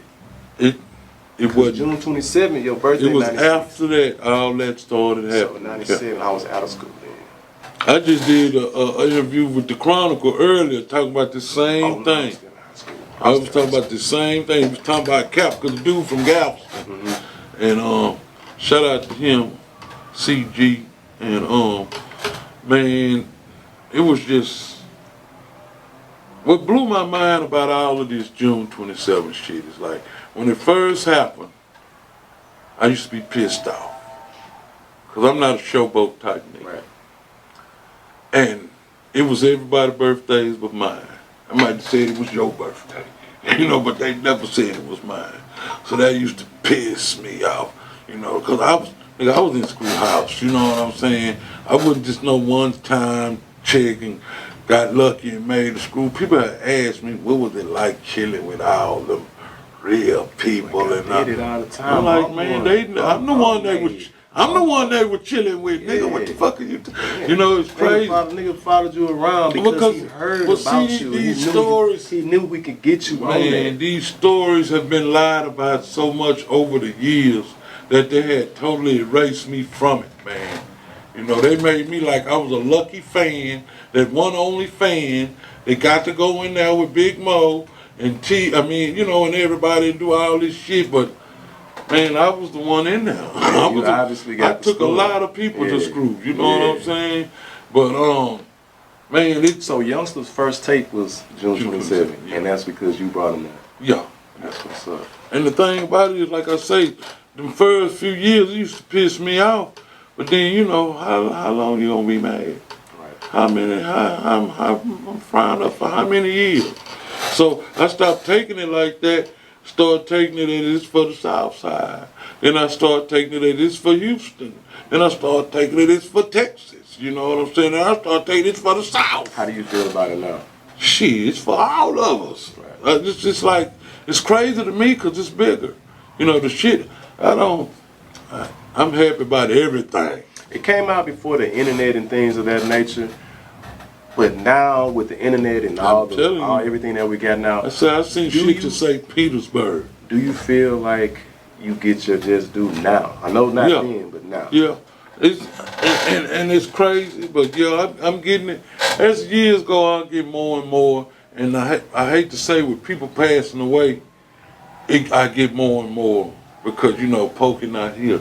You know, he can't come and tell you about it. But dude, I got records in the man, they.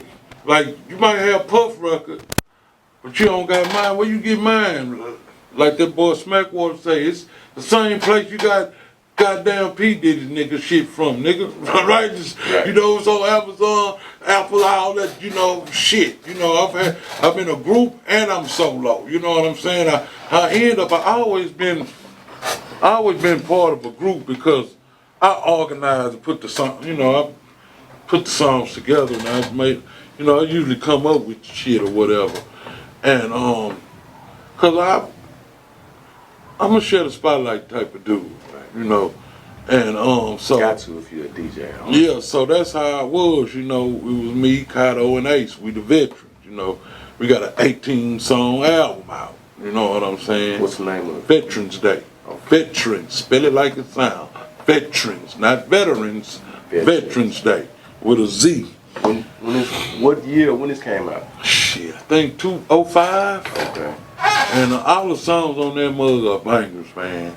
And like my #1 song is on I Roll on Things. If you pull that up, that's the only song in the world that has Big Mo and Big T on it. Because I know them both, and I'm the nigga that can pull it out of them. Okay. So if you get a chance, you Google that, then go on YouTube and you play that. But like I said, we got 18 songs on that, and people can't never find that because they looking for demo. Right. You gotta look for the Veterans. Okay. The Veterans is the artist. Yeah. Okay. THAVETRANZ. The Veterans. And the name of the album is Veterans Day. And then I got an EP called Flying High. I think put that out in 2011 or some shit like that. I can't remember, man, but it's called Flying High, and it's That Player. My complete name is That Player Big D-Mo. Okay. And for short, Big D-Mo. Yeah. But it's That Player Big D-Mo. People can't find it because they just put D-Mo. They put D-Mo or Big D-Mo. You got to put That Player Big D-Mo, and then it'll come up.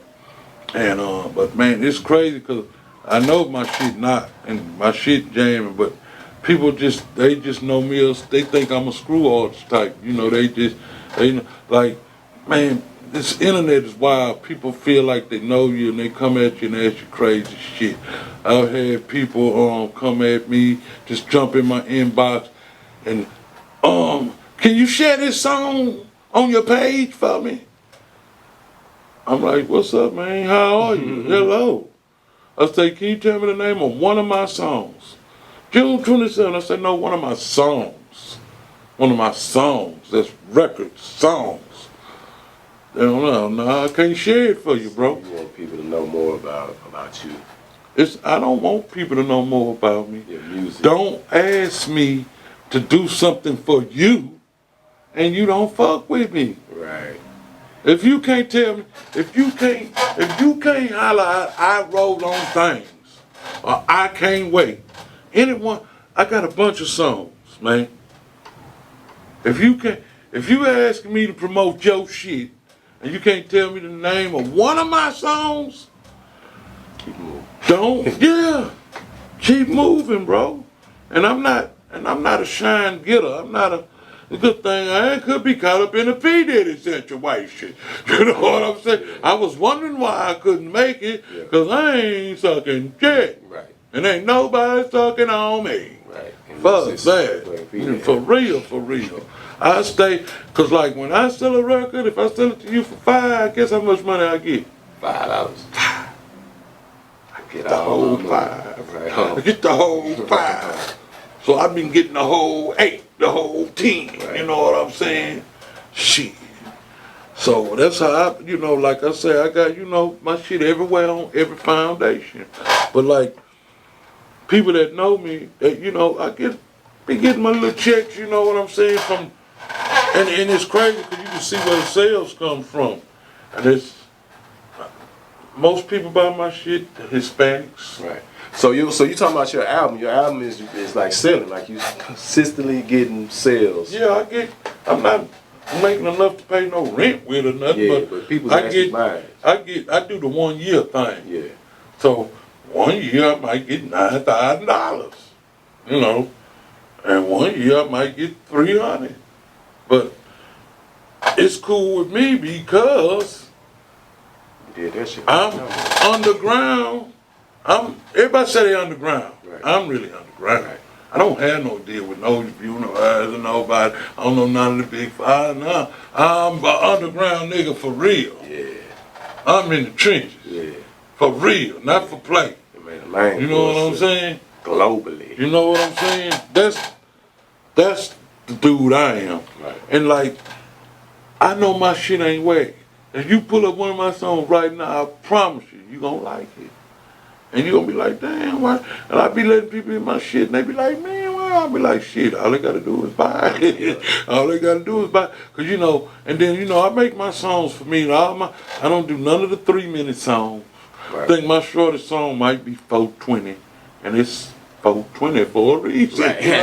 You know? But you know, I just make my records, man, how I make them. You know, when I, just like when I made the I Roll On Things, I had heard a song by Ice-T where they were calling dating things. And I know everybody called shit things in their cities or whatever, but that was the first time I ever heard of another city saying thing. And I was like, them ain't things. I was like, I roll on things, you know what I'm saying? He roll on things, you know what I'm saying? And at that moment, I was at another producer's house, and which was a cousin, was married to one of Big T cousins, and Big T was with me. And I was like, man, he talking about roll on things. So Big T was actually cool like that. Yeah, Big T, I look at him as a long drive nigga, because Jonathan is his cousin, and he was always in long drive. So that's how I know T. And I say, T, man, I gotta make a song for the swingers. And I actually thought of it like, this gonna be a follow-up for like Swinging and Banging. Straight about the car and that's it. And so right then at that moment, I was like, how am I have to go? I had it like kind of sounded military, like a chant. I roll on things. You know what I'm saying? I roll on things. It would be like down in MLK. I roll on things. You see me swinging on Scott, you know, like that. And so I was like, I said, T, say this part for me. And he was saying it. Then I was like, wait a minute. I said, wait a minute. I said, T, you a singer though. Yeah. I said, T, just sing it. Just sing it. Yeah. And that boy, you gotta hear the song. I'm gonna pull it up. And he started humming it now. But when I wrote the song, when I made it up that moment, I had Big Mo in mind, because I was fucking with Big Mo every day. T just happened to be with me. So I was like, man, yeah, I'm gonna get Big Mo to sing that whole day. It's gonna be tight. And she was like, yeah, man, hell yeah, blah, blah, blah. Time and months went by. I'm trying to make the song. I'm telling Big Mo about I got the song, look, I want the thing, I roll on thing, blah, blah, this and that, blah, blah, blah, blah, blah, blah, blah. And at the time, we had just did the June 27th Dance of Candy shit, so Big Mo was hot.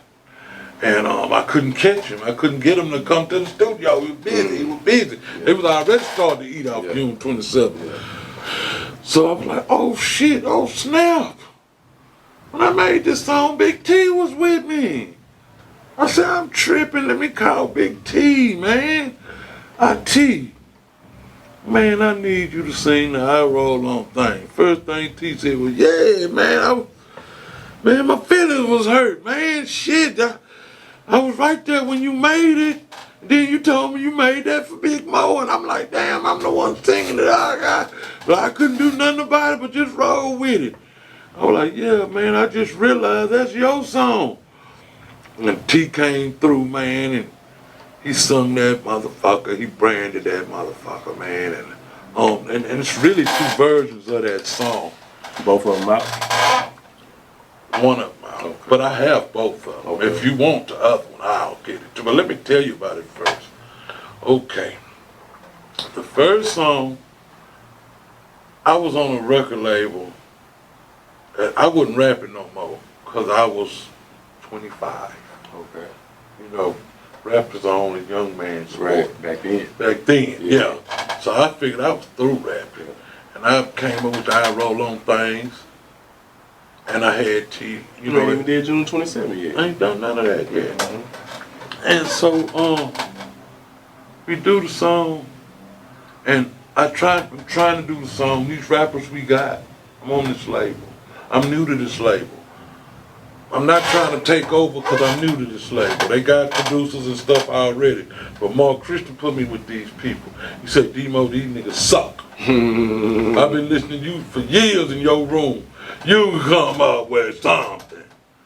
And I never did nothing. I played with the back because it was their doghouse, not mine. And they bunk shit up, bunk shit. I was like, I got a song. And they were like, come on. Put me on the floor. do the beat, this and that and that. And I said, the hook, it's gonna go like this. And I told them how the hook was gonna go. And everybody was 3 niggas to write to the song. The 3 niggas was somebody, and Youngster. And nigga, for 3 weeks, nobody could. People was coming up with shit. They were like, I'm swinging my bows, and I got these hoes. You see her ass this, and when I'm going shopping for clothes, I said, the song's about the car. only about the car, nothing else. One line off, you even get right back to the car. Yeah. You know what I'm saying? They couldn't do it. I was so pissed off. I said, man, it's about the fucking car. I said, you go in there and you do this. I went in the booth, put on the headphones, play the track. And I bang him, I freestyle some shit. And I came out there, I'm mad, I'm really pissed off. I come out that bitch sweaty and mad. They were like, Demo, you a cold motherfucker. I'm like, what you talking about, man? They like, I'm like, man, I'm just trying to show y'all an example of what I want, man. This is a song about a car.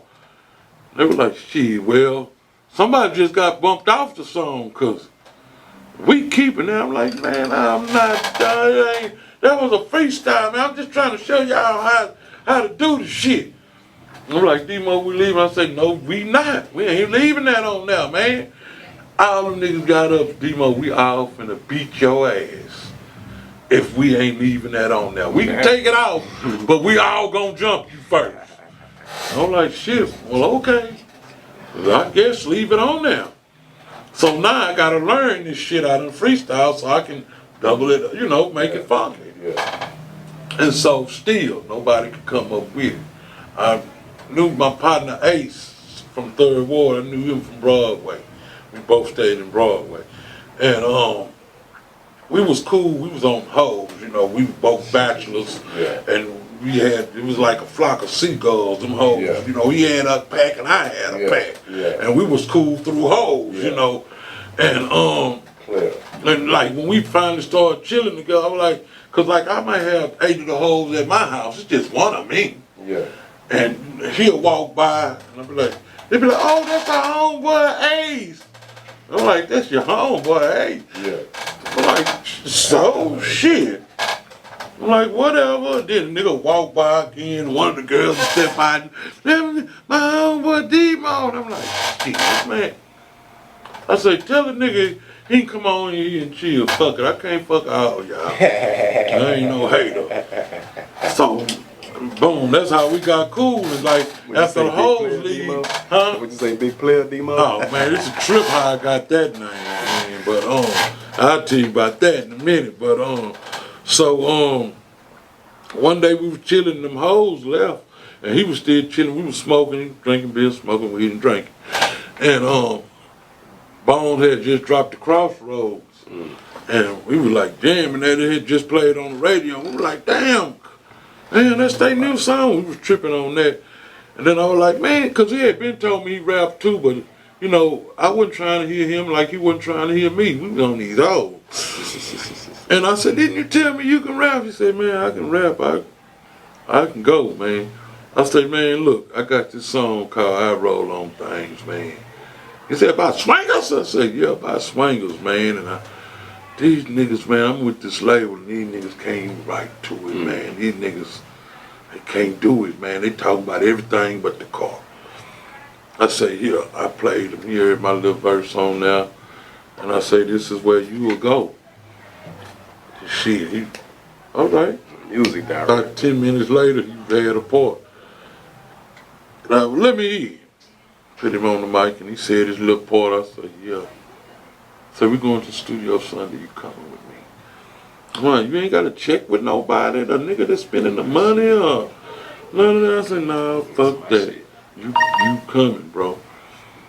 And when I brought Ace in there, he laid down his part, and Youngster laid down his part, that turned to the group.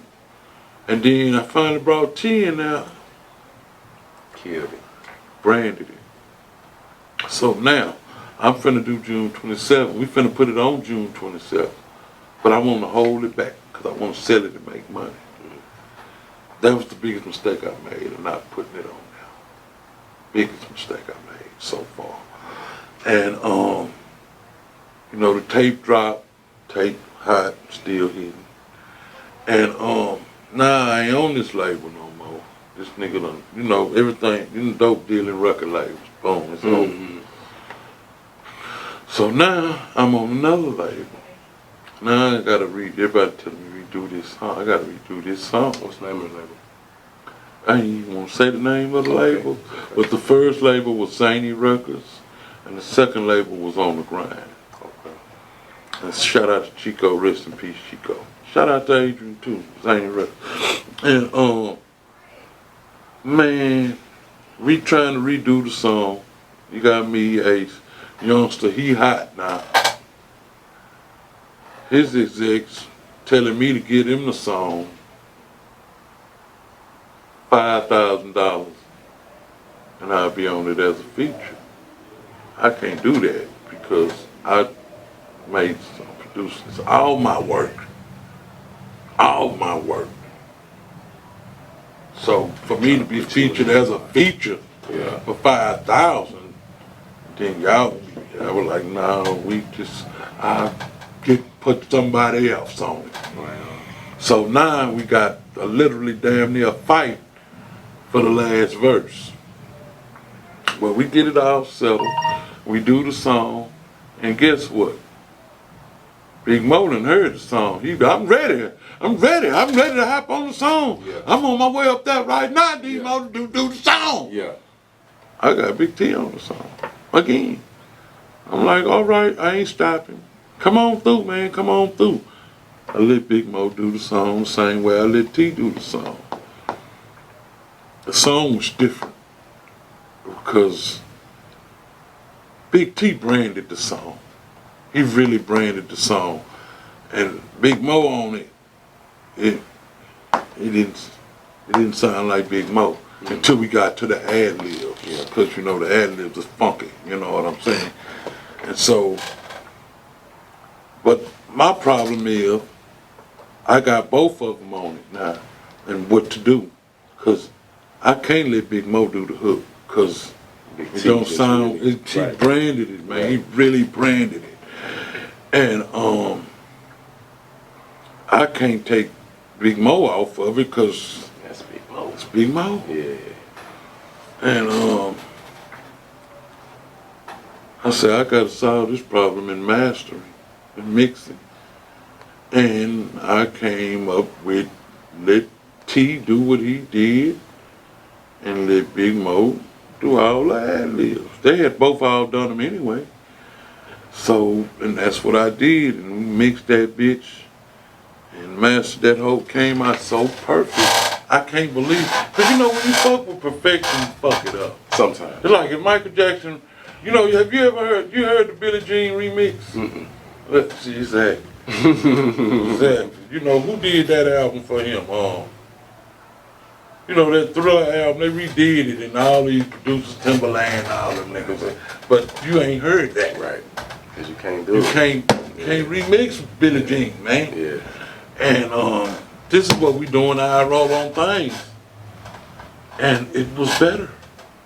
The second version was better. It was better. I couldn't believe it. Because number one, now I got two of the baddest motherfuckers in Houston on this song singing. Yeah. And it's jamming, man. And so, Big T and Big Mo, I'm giving them, this the same shit I'm telling them both. And they both had the same question. Here go the song, man. It's you and Big Mo on now. It's you and Big T on now. You ain't letting my shine, man. I was making nobody look bad. I said, nah, ain't nobody making it look. I say, it's perfect, man. I said, I can't believe it, but it's perfect. They both were skeptical. I let them boys hear that shit. They were like, man, that's a hit. He said, you did it, D-Mo. You got me and Big T on that. You got me and Big Mo on there. And it's jam. It is jam. Why do you think it never really made it? Cause I'm under. Well, number one, I fucked up and didn't put it on June 27th. Yeah, that was the biggest mistake. If we'd have put that on June 27th, Well, nigga could have ate off of it. Just like Biden and them did the smoking lean, it could have been like that. You know what I'm saying? Cause like I say, when you hear this song, you gonna know. I'm probably gonna play it in the background. You gonna know, man. You gonna know, man. Then when you listening to it, when you hear my verse, remember that's a freestyle. That's a real freestyle.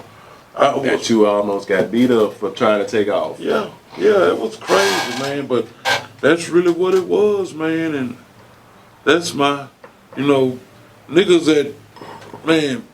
I ain't seen a nigga 20 years be like, man, that I roll on thing. I'll be like, I remember how you need it, man. I get it to you. You'll give it to out, man. I'll pay you $20 for it. No, just give me 10. And I send it, and then I fuck them up because I send them. A lot of people ain't heard the intro with the, and then I send them the old one too. I sent you the one with Youngster. The one with Youngster, you gonna hear it.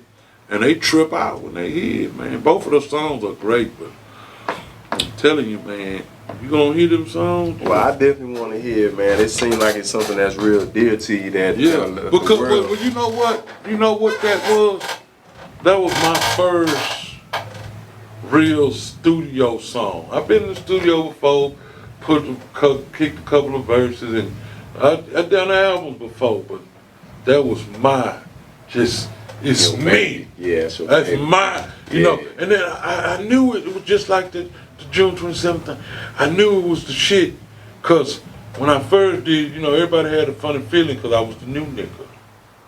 But I come through with the heat. And when I started making it and people could feel it building up, nobody was helping me with it. Not everybody want to put input. You know what it need? It need a little of this in there. You need to put this in there, make it do this and do this. Everybody trying to get on the producer credits now. When you was putting that shit together, they was just watching you walk on by carrying. Watching me fail. Watching me fail. But you was learning, man. I was succeeding like a motherfucker. Exactly. And it was crazy because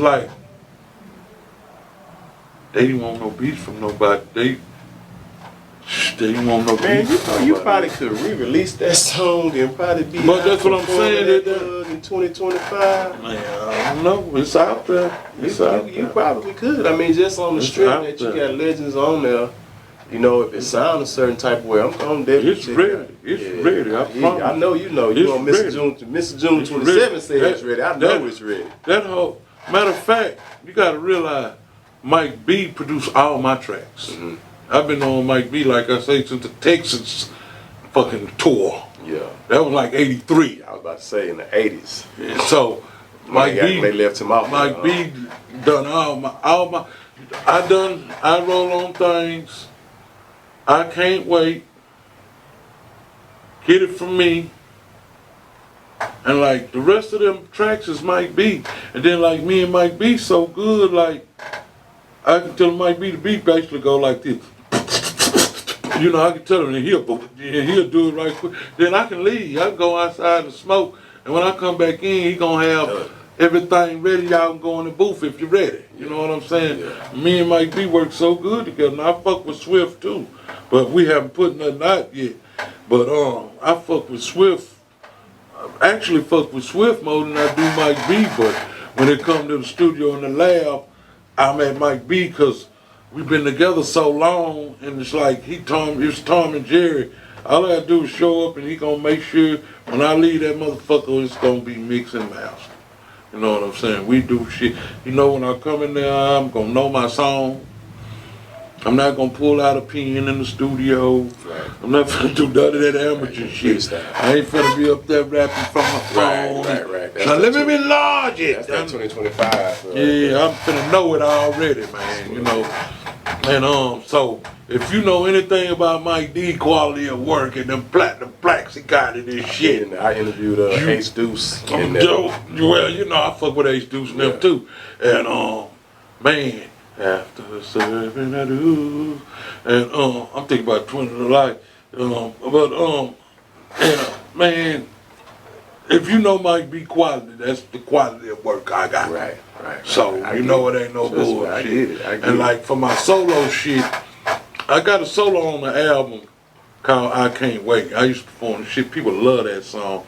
And that's how I started doing the solo shit, cause like, on another level, but it was like, nigga, we was the Jacksons or we was Bone or somebody. Like, when I rap, we do all our songs, we all be rocking. But when I started rapping, they used to go fucking crazy. I could just, you know what I'm saying? Cause they know Demo from June 27, and there you go, he up there. And they used to just go crazy. He used to give me so big a goosebumps, he used to trip me out. I'm like, man, I am in a club off West Town. Yeah. And all these white folks in here going crazy. You know what I'm saying? It used to be crazy, man. And like on the EP, the Flying High, my main song on there. Well, it's different for everybody, but for me, my main song on there is Get It From Me. It started out as a, it was grimier than what it was, because it was like, the hook go like this.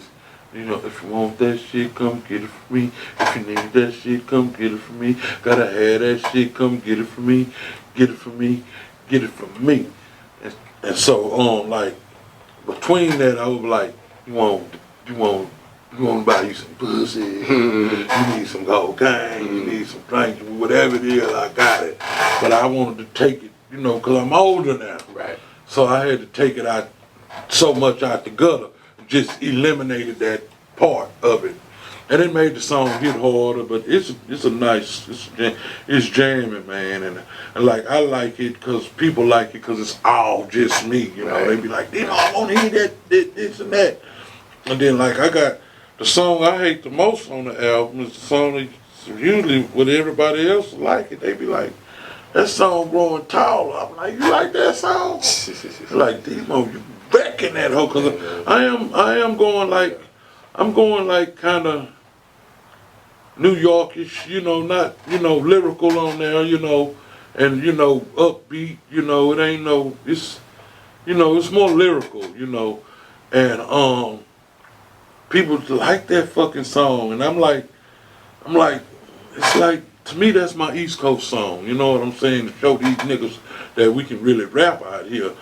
And, cause you know, I'm friends with one of the fat boys, well, the only fat boy that's left, Kuraski, and how'd you meet him? How'd that happen? Facebook. Facebook. He had a Facebook, and nigga, he was one of my first rap idols, DMC, and then him. You know what I'm saying? It was really the Fat Boys, period. You know what I'm saying? Because they was fat niggas, and I was a fat nigga. You know what I'm saying? So when I seen them, I was like, damn, I can get out there too and get hoes too. I was like, oh my God. And like, I've been on it ever since, man. And like I said, I got cool with him. I had hit him one day. I was like, man, Kuraski, I used to listen to y'all, blah, blah, this and that. And that boy hit me back and it fucked my head up. And then, like, I used to just be telling him stuff, you know, how we used to be doing, like, cause, like, we used to do the same shit like I was talking about in elementary. We used to go on Saturdays on long drive. We used to go to Kenna Wayne's house. His mama had the door open, blasting the music. His mama worked at the mall across from the record store. She had every record the day it came out. The whole album, you know what I'm saying? And we used to get, on Saturdays, we used to go to their house and jam, and we used to perform Run DMC, the Beastie Boys, and the Fat Boys all day. Me, Kenna Wayne, and Kevin, all day we did that Saturdays. And I go, that shit, you know what I'm saying? He told me, you know what I'm saying? Why they ain't like it that it was going up? Cause it wasn't theirs. Right. You know, Okay, I get it. it's somebody else getting the shine. And they ain't just getting the shine, they getting the shine. But you know, June 22nd is #1, you know? So shit, it was getting it done. What else screw tapes you on? Shit, man, I got so many screw tapes. I got so many screw tapes, man, they don't even state like they don't exist. To see, I'm always a nigga, long drive niggas was niggas that fuck you. We've always been like, fuck you. That's your set, long drive. That's where you come from. Yeah. Okay. And see, long drive is a hood in South Park, and well, on the south side, We right on the edge of South Park, right on the edge of Gulf Gates, and they just built it in 80. Okay. So all of us that moved in there, we was from somewhere else from the South Side. Okay. You know, most of us were from Third Ward, some was from South. You know, it was a project, so people migrated to it, Right. and all of us were from different South Side hoods.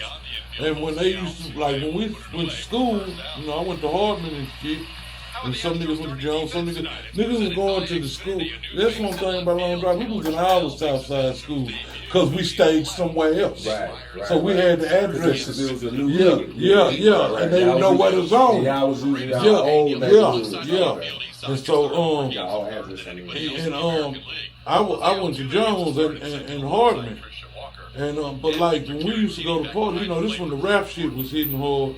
I used to DJ parties and shit, and people used to ask us where we from, and we used to just say South Park, Right. Cause like Long Drive is right behind Hartman, just 2 miles, you know, 2-3 miles behind Hartman, Right. you know, bunch of streets and blocks. But it's a straight line to walk to Hartman from Long Drive, and we was behind Barnett Stadium where they played all the games. So we just used to say South Park. And you know, niggas at school, we all got slack because Long Drive was a new neighborhood and it was new. They was townhouses, you know what I'm saying? So people was hating on us, thinking we got money, but shit, nigga, my mama rent $35, $50, you know what I'm saying? Shit like that, you know, and So y'all were like, y'all was kind of like it's these the cutie home. These apartments on North Side though, called Skyway. Skyway, yeah. You know about But, Skyway? man, I know about man, I'm from Houston. Cause nigga, I used to be like, cause I was one of those shorties. I stayed 2 apartments down. Work Falcon Way. Oh yeah, yeah. That's my shit. Yeah, man. Alright, so I used to always ask my mama, because my mama couldn't put me in J's. Yeah, You know what I'm yeah. saying? But them niggas, like how you say y'all Yeah. fly, Yeah. that's Yeah. how them niggas was. I was, Yeah. like, I was like, how they got Yeah, and I ain't, and I'm getting yeah. hand-me-down, nigga. I Yeah. can't even fit my Yeah, feet in yeah. these hoes. I want to Yeah, wear them because they shit. J's. And it was shit, nigga was too small, shit. This nigga feet fucked up now from wearing too small. Remember when them Pumas was out? Yeah. Them suede Pumas, man. Yeah, British Knights and Man, shit. oh, Whatever. man. Know nothing about BK. Oh man, I had to have the red pair, man. 2025. I posted about that. I said, man, I don't know about. I put up a picture of some Deodoras. I remember And them. I remember the song. everybody Why was this? Oops. no, I say Deodorus. Oh yeah. Deodorus was in that song, that's what I'm saying. Deodorus was I in that just song, caught the too. little second line. Yeah. Shit. Yeah, Deodoras, Lottos, and Capers and K-Swiss. All that shit. That's about really right. That's a fair set. But yeah, man, so it ended up at a party. We used to go to parties and do the party, and niggas that knew you took class with you, they would fuck with you, you know, they get all the niggas and, well, where you say you from? Where you say you from again? You know, wanna be funny and shit. And at one of the parties one time, my homeboy Mark Christian shit.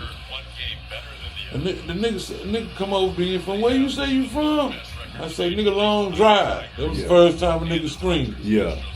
He say, what? Long what? And then my nigga Mark took 20 ounce on them Corona bottles, smashed that nigga across the head. Because he said Long Bitch! Drive? No, he say, bitch, he said Long Drive. Yeah. Because he knew what was up. You know, nigga want to start some shit. And I'm like, we finna have to fight all these niggas. You know, nah, he slapped that bitch, nigga, little bitch, I mean, it's crazy because I ain't really know that I ain't know y'all was on the beat like that. You know what I mean? It's crazy because I didn't really start finding out about it till like almost like I want to say like 10 years ago is when I kind of like really start finding out that it was like that big of a thing in this city.